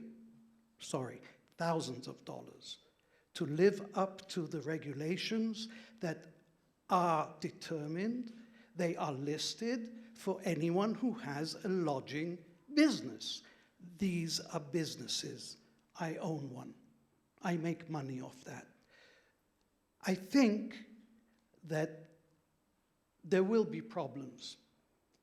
And I think that the building inspector has that ability to determine with common sense what's allowed and what's not allowed. If I would rent a room in the short-term rental that I own in the basement where there's no window, it's a no-brainer. It really is a no-brainer. That would be unsafe, it would be illegal. If I would allow, I don't know, 45 people to sleep on the floors in the short-term rental that I have, that would not make sense. So give the building inspector some credit. She has common sense. And I think that we would really have an issue with those businesses in town that have to conform to these regulations as opposed to those that don't have to. Secondly, I'd like to just ask a question. All these short-term rentals, since we're businesses, are we going to be taxed as a commercial tax in this town that has a split tax rate? Just a question, I'm not expecting an answer now. Okay, thank you. Ms. Becker. Oh, okay. I'm Molly Elliott, 185 West Street, and I think my concern is it sort of becomes the Wild West if you drop the inspection. I understand there may be, you know, our building inspector has limits, but I do have concerns about just dropping it. If there are complaints, for example, does the town have grounds for inspecting it? And I'm wondering, is there a similar model that can be used, that we use for our long-term rentals that can be applied to the short-term rentals? So I'm very wary of just passing, yeah, this is allowed and no inspections. So if there is a similar, I'd be curious to know if we have something similar. You know, there's probably nobody in this room that wants to have inspections more than I do. We found it's unworkable to get it into this article tonight. The building inspector actually has the right to go into anybody's home or business and inspect. And if there's any kind of a complaint, somebody drops a dime and says you're doing something wrong in there, she will go in there and she'll be as fair as she can about it. We're just trying to sort out the details of making that work for everybody. Because it does it gets complicated. Trust me on that, it gets very, very complicated.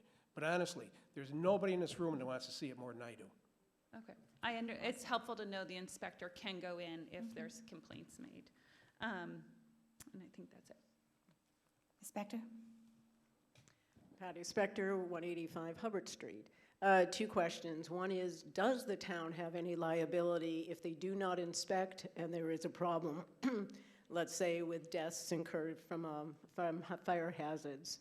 And my second question is, seeing that you want to take this out because of the wording and the details haven't been worked out with inspections, is there any way at a future date to add this back into and make it something solid into the amendment? Patty, that's definitely our plan. And how would that happen, to add it back in? To add, well, we could just add that. We could just do that if we had a plan on how to actually implement it. So if we vote tonight to take out the word inspection, how do we add the word back in that inspections are We just make an required? entirely different bylaw, new bylaw. We just leave this as At a registration. different town meeting? At another town meeting, we make a whole new bylaw just for inspection. Okay. And what about the liability issue? We're going to the top for this one. Madam Moderator, Joel Bard, it's my opinion that the town would not have any liability. I mean, the town is not an insurer of what happens on all private properties. So I don't see the town being exposed to greater liability by not having these requirements. Mr. Delgado. Ronaldo Delgado, 24 Orchard. I thought he had an excellent idea. This is not a big amendment, but I'd like to submit an amendment. And it's just a D. On one, and you have a... we're still on an amendment. We're still on the amendment, yeah. I'll come back later, thank you. Yeah. Madam Moderator, Bob Munch, 97 West Street. I'd like to call the question, please. Yes, thank you. Thank you. All right, this is a, shall we vote to call the question? All in favor? Aye. All opposed? Okay. All right, so this vote will be just on the amendment. And the amendment is to strike the words inspection and from the title, strike Section 1, Section 3, and Section 4 in their entirety, strike the title from Section 2, strike the first two sentences from Section 2, and add the following sentence to the end of the bylaw. Quote, "The application shall be in a form approved by the selectmen. The town clerk shall issue a registration number upon approval of an application." And we'll use the clicker. And a yes vote is a 1, and a no vote is a 2. And you can start voting now. No, this is a 50 majority. Yes, you're voting for the amendment. No, you're voting against the amendment.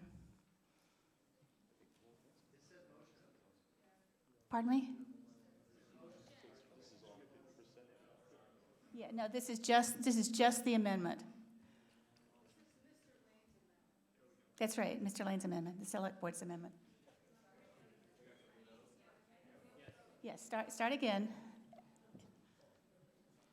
Yes is a 1 and no is a 2. Well, this is, am I right that they just put, it's the last button that you push, right? So you can push whatever you. Well,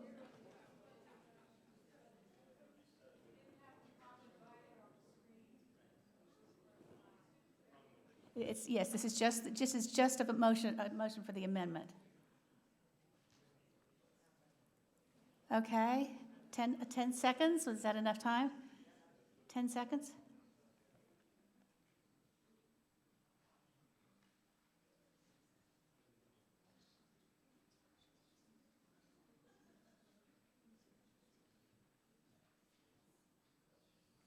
All right, the amendment passes. All right, we'll go to the main motion. And you've heard the motion. Is there discussion? Yes. I'd like to make it a little amendment. Okay.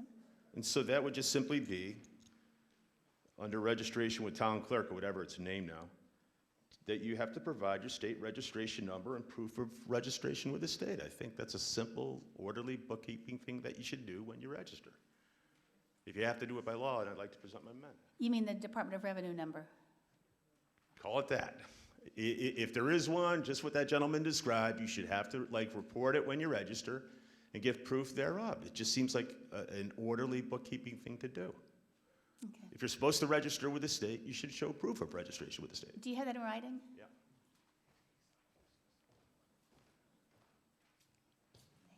I warn you, my handwriting is horrible. Okay. Yeah. We can certainly vote on this, but they can also make it part of the application process. They can just add that, the selectmen. And I think they heard it loud and clear that, I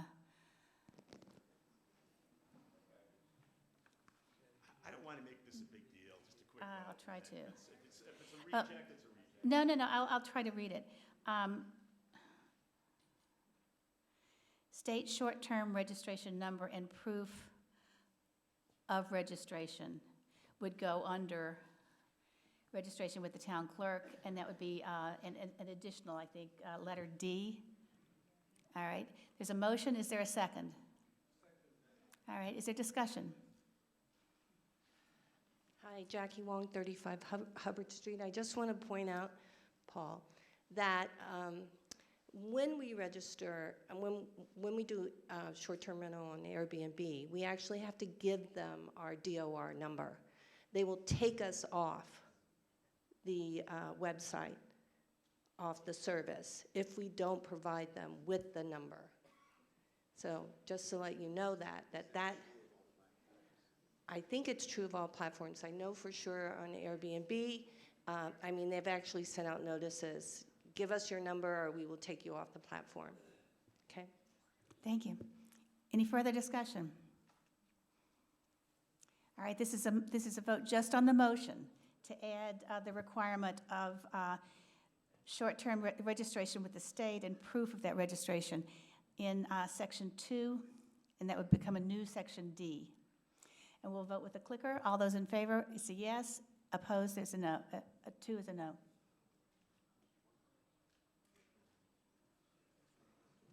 Okay. All right, want to start the 10 seconds?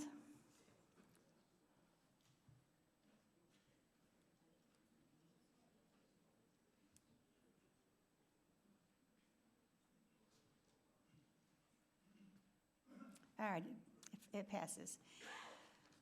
All right, so now we're voting on the amended Article 3. Is there discussion? Seeing none, we'll vote again with the clicker. And again, it's a yes is 1 and a no is 2. This is the main motion plus Mr. Delgado's amendment, which adds a requirement that the state that as part of the registration, the applicant has to provide his state registration forms and number. The motion is, the original motion is with the inspections and all. Oh, no, we did the first amendment. We did the amendment. Yeah. That passed. And Now so there's no we're voting on the motion. That's right, the registration. No. Oh, only the registration. Oh, yeah. The original motion is I thought I for said that. everything. Yeah. Okay. It's for Oh, yeah. inspection and registration. I'm just going to repeat that because I think I misspoke. What we're voting on now no longer has the inspection part, so this is only registration with Mr. Delgado's amendment. Yeah.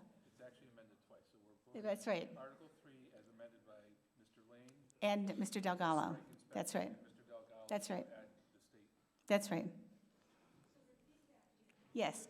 So what you're voting on Article 3 is, it will now, I'm not going to read the whole thing, but it's now registration of short-term rentals, not inspection and registration.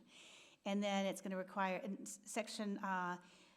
all of the words about inspection will be taken out, so there will be no inspection at this point. And Mr. Delgado has added an additional requirement under Section 2, which is the verification of the state registration as a little subsection D. Is that clear? Yes. Okay.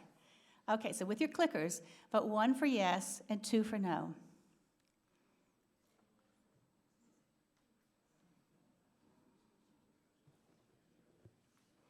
Okay, 10 seconds. Yeah. Oh, yeah, this is not a zoning article, simple majority.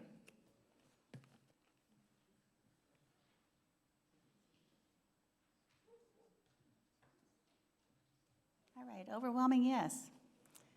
Thank you. Article 4.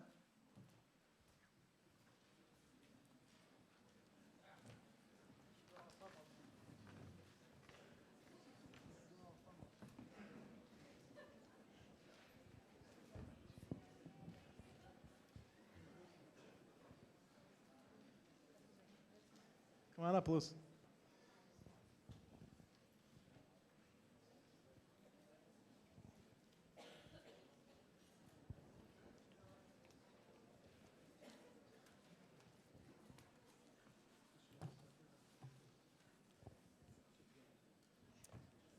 So just read the motion?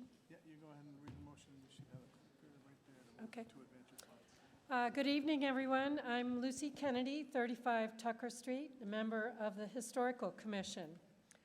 And I'm here to move that the town vote to amend the bylaws of the town of Lenox by adding a new Chapter 29, Preservation of Historically Significant Buildings, exactly as published in the warrant for this town meeting. Is there a second? Explanation? I guess you have to trust the clicker. This is not, just a little brief background on why we're presenting and recommending this bylaw. This is not just a nicety. Historic neighborhoods tend to appreciate in value more than non-historic neighborhoods. And heritage tourism, in other words, people who travel to go to places with a lot of historic houses, is an important moneymaker for Lenox. And of course, it's our culture and our history. Currently, we have hundreds of houses that are both modest homes that are part of a important just because they're part of a neighborhood. The one, oops, guess it didn't. There we go. This one is my neighborhood, Tucker Street, which is a neighborhood of fairly modest homes, but almost all of them were built between 1870 and 1910. And it has a charm, not because the houses are impressive, but because they all fit together as a neighborhood. The other one is called Thistlewood and is an important great estate that is on Walker Street. What they have in common is none of these houses have any protection right now from demolition. There are about 115 properties in the historic district, which prohibits demolition, and 9 great estates protected by a bylaw. Otherwise, we're just lucky that we haven't lost more historic houses than we have. The proposed bylaw would alert the Historical Commission if there's a request for demolition of any house 75 years of age or more. And if the structure is found to be historically significant, meaning it had someone important lived there, something important happened there, it's architecturally significant, it's representative of an architectural style, or it's an important part of a neighborhood, we would call a public meeting, get comments, and then have a vote on whether or not to enact the demolition delay. If enacted, the delay would be for 12 months. And during that period, we'd work with funders, with the owner, with anyone who can help us come up with an alternative to demolition. If we don't find an alternative, or if the building inspector declares it unsafe, it will be demolished. We got a lot of great input from builders in town, from the building inspector, and from the planning board and the select board. And one of the things we want to emphasize is that this wouldn't apply to either any interior demolition or to demolition associated with routine maintenance, such as removing a roof so you can replace a roof. It really just applies to either destroying the street facade or destroying the whole building. And we also delayed the implementation until March 1st, 2020, so we can integrate it with the permitting system. I think it's called Permitize. And so it should be pretty seamless for people applying for permits. One of the things that we liked about the form this bylaw finally took was it has been implemented in over 150 towns in Massachusetts. So we had sort of a paint by numbers where we know what letters are sent out, we know what processes to follow. And part of that is that we have a pretty good idea of how it works in other towns. It's been adopted by Pittsfield, Stockbridge, Sheffield, Williamstown, and North Adams. The experience is that this is not used that often. In Lenox, for instance, we looked back over the last 2 years, and there have been 21 requests involving demolition, only one of which would have triggered the consideration of this bylaw. Pittsfield has had this bylaw in place for 10 years.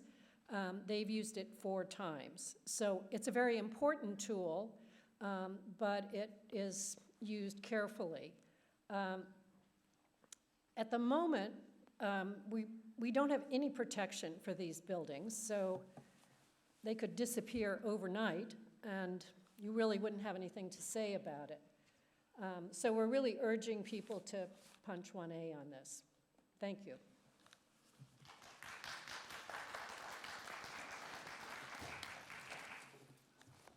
Don't go anywhere. Got to keep the expert here. I just wanted to let you know that the Select Board has voted unanimously to support this bill. And I think there's been a little bit of misinformation going around, and I just want to reemphasize a little bit of what Lucy said. We're not, the Historical Commission isn't out to stop everybody from doing anything in their home. We live in a community with historical homes. We pride ourselves on our historical homes. And we'd like to at least maintain the front facade of these homes. You can go in and take your back porch off. You can put a dormer on the back of it. You can do anything you want, but let's leave the front of the house alone so that people driving down the street sees what historical Lenox once looked like. So that's pretty much the gist of this delay. And again, it's only a delay. It doesn't stop you from doing it forever. It gives us an opportunity to look at the options and get back to you with what the options could be should you choose to keep it historically significant. So again, the Select Board supports this amendment, and we hope you support it too. Thank you.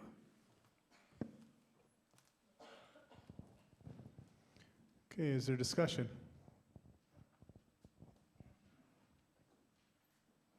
I would like to know, this applies to demolition of the entire facade.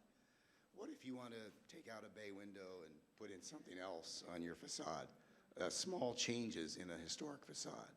Do those have to be, if it's not a registered historic building on the National Trust or at the state level, but it's somehow part of the historic district in Lenox, or if it's deemed to be an historic building over 75 years old, and you want to add a porch on the front, does that have to, is that forbidden? Does it have to be reviewed and approved for the design of it? What happens if you want to alter the street facade of an historic building? I'm not sure everyone heard the gentleman's question, so I'll attempt to give a sense of the question. The question was about, would this bylaw stop me if I'm wrong, would this prohibit people from making alterations in the facade of their building? Yeah. Well, first of all, we wouldn't even be having the discussion unless the building was outside of the historic district, since the historic district already disallows any demolition. And if it were outside of the historic district and it were over 75 years old and someone had a permit, was requesting a permit for demolition, we'd probably just ask for more detail. And if it was something that didn't, either the house wasn't significant or it didn't significantly alter the house, you probably wouldn't even hear from us. I don't know, does that answer your question? But does this bylaw give some agency to the town to exercise oversight on alterations to the facade of the building, not demolition of the entire I see. facade? I understand. The question was about, does this allow us to prescribe what the alteration would be?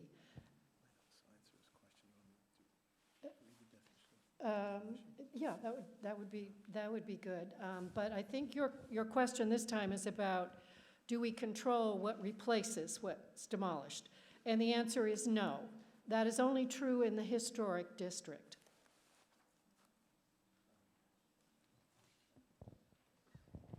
Mr. Moderator, also, the question can be answered in part by the definition of demolition. So this bylaw only applies to when there is proposed to be a demolition, and a demolition is defined as, towards the end, commencing the work of total or substantial destruction.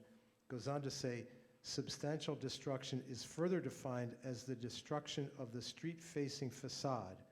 So it talks about destruction of the facade, and the question was, what if you're doing a minor alteration of the facade? And in my opinion, that would not fall within the definition of demolition and therefore wouldn't come under this bylaw.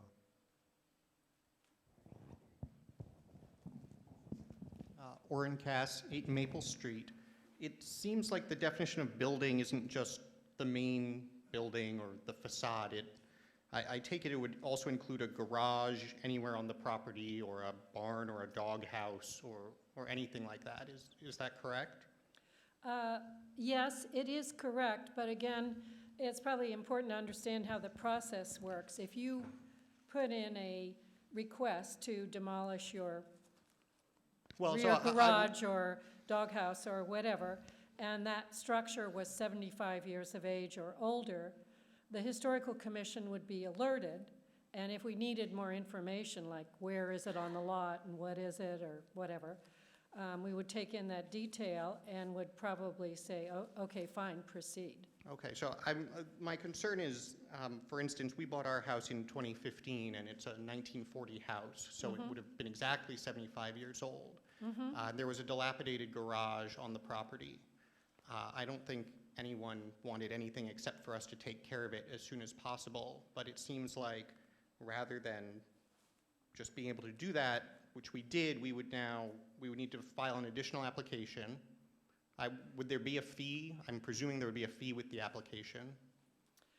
I don't want to say no, because there is an additional step, but you wouldn't be required to go through anything that would consume much energy or be very visible to you.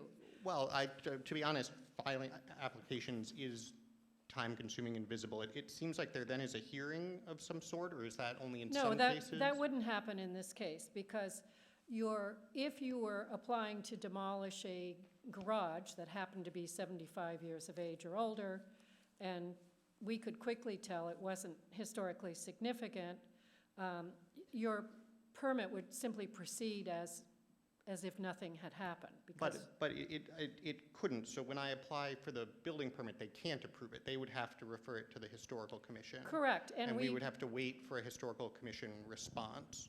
Yeah, you might have to wait 7 days. Okay, and also just to be clear, if we had bought the house in 2014 and done it then, it's game on the garage. But in 2015, it's the extra. I guess my concern and my frustration is just that this seems extraordinarily overbroad for the sort of historical facade that seems potentially valid.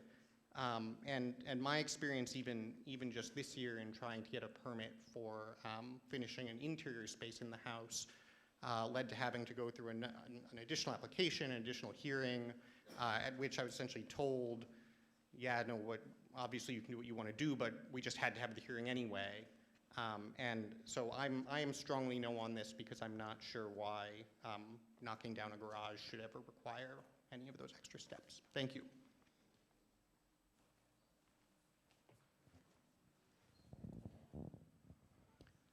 My name is Roberta Russell. I'm Lucy's neighbor at 37 Tucker Street. I have two questions. One of them is we've talked about the issue of people allowing houses to deteriorate until they have to be taken down. So I don't know if this suggestion somehow addresses that issue, or if the commission intends to take that up. The commission is looking at ways to address that problem, but it is not in any way encompassed by this bylaw. This strictly applies to willful demolition. Okay. So my other question is about the $300 penalty for demolition without a permit. That doesn't seem to be a large deterrent to, for example, the Cozy Nook, for example, being taken down, which doesn't come under this because this will not go into effect until later. But a $300 penalty doesn't seem like enough to deter someone from taking a building down. Well, first of all, it's $300 a day. So oh, it doesn't say that. Yeah, so it could be more onerous than you might think. The other thing is that applies only to people who demolish without going through the permitting process. Right, so I guess it says, actually, I didn't read this carefully enough, each day the violation exists shall constitute a separate offense, so that each day constitutes another $300. Thank you. Okay.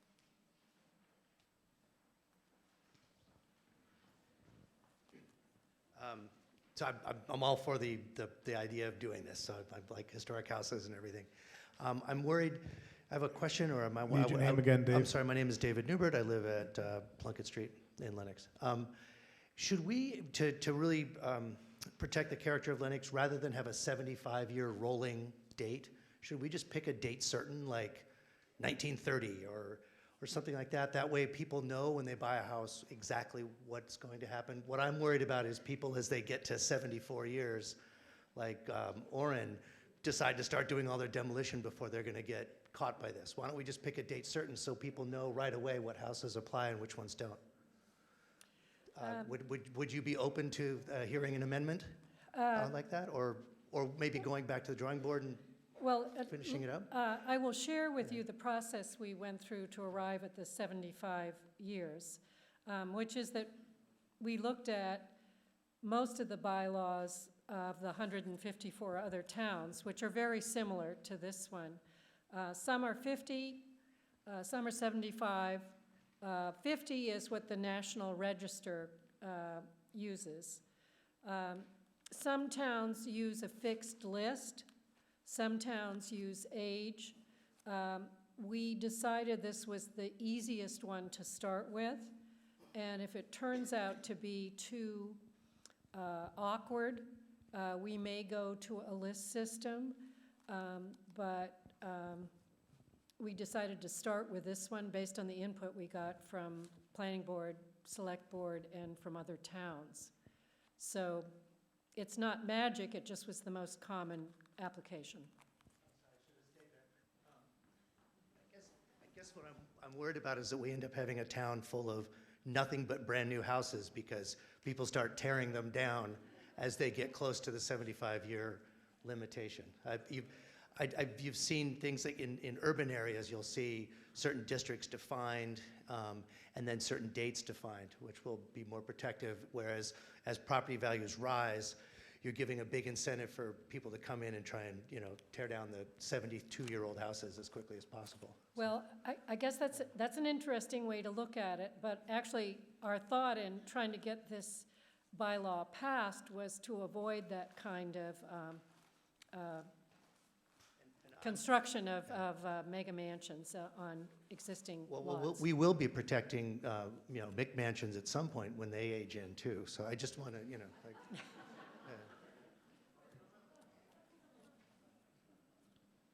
Hi, Chris Fenton at 38 Taconic Avenue.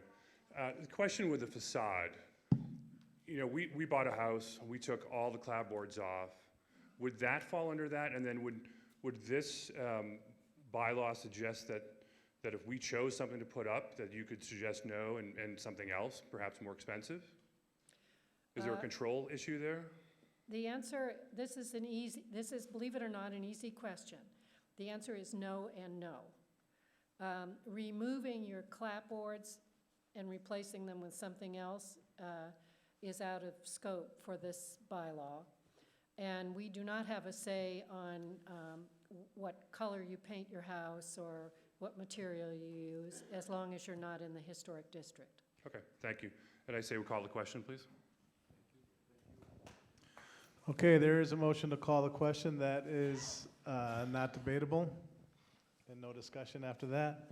So if you think you've heard enough on this motion, vote yes. If you'd like to have more discussion on this, then vote no. No, do a voice.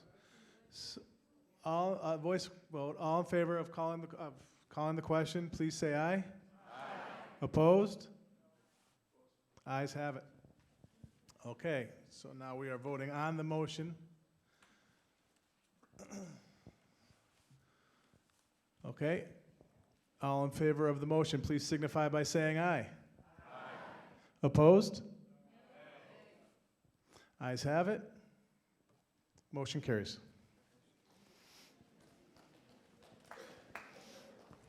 Article 5. Mr. Moderator, I move that the town vote to transfer the sum of $21,000 from free cash as certified on July 1st, 2019 for vocational education expenses. Is there a second? Second. Explanation?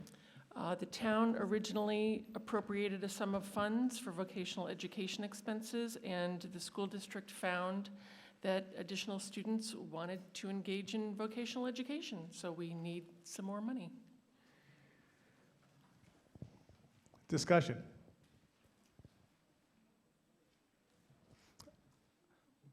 All in favor of Article 5, please signify by saying aye. Aye.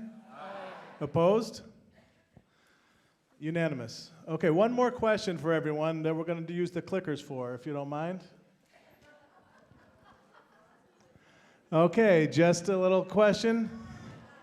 Do you like the electronic voting, yes or no? 1 for yes, 2 for no. You can start voting now. 10 seconds.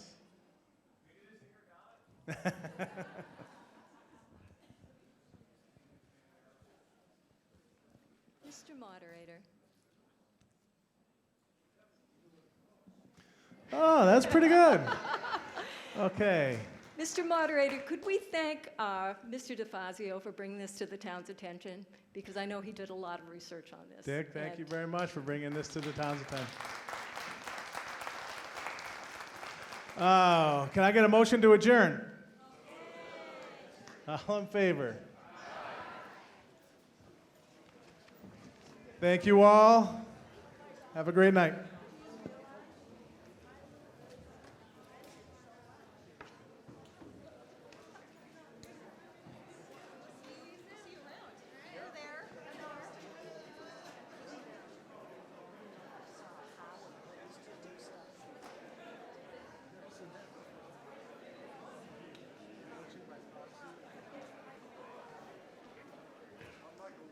Moderator in Great Barrington. I asked for permission to come and watch your process.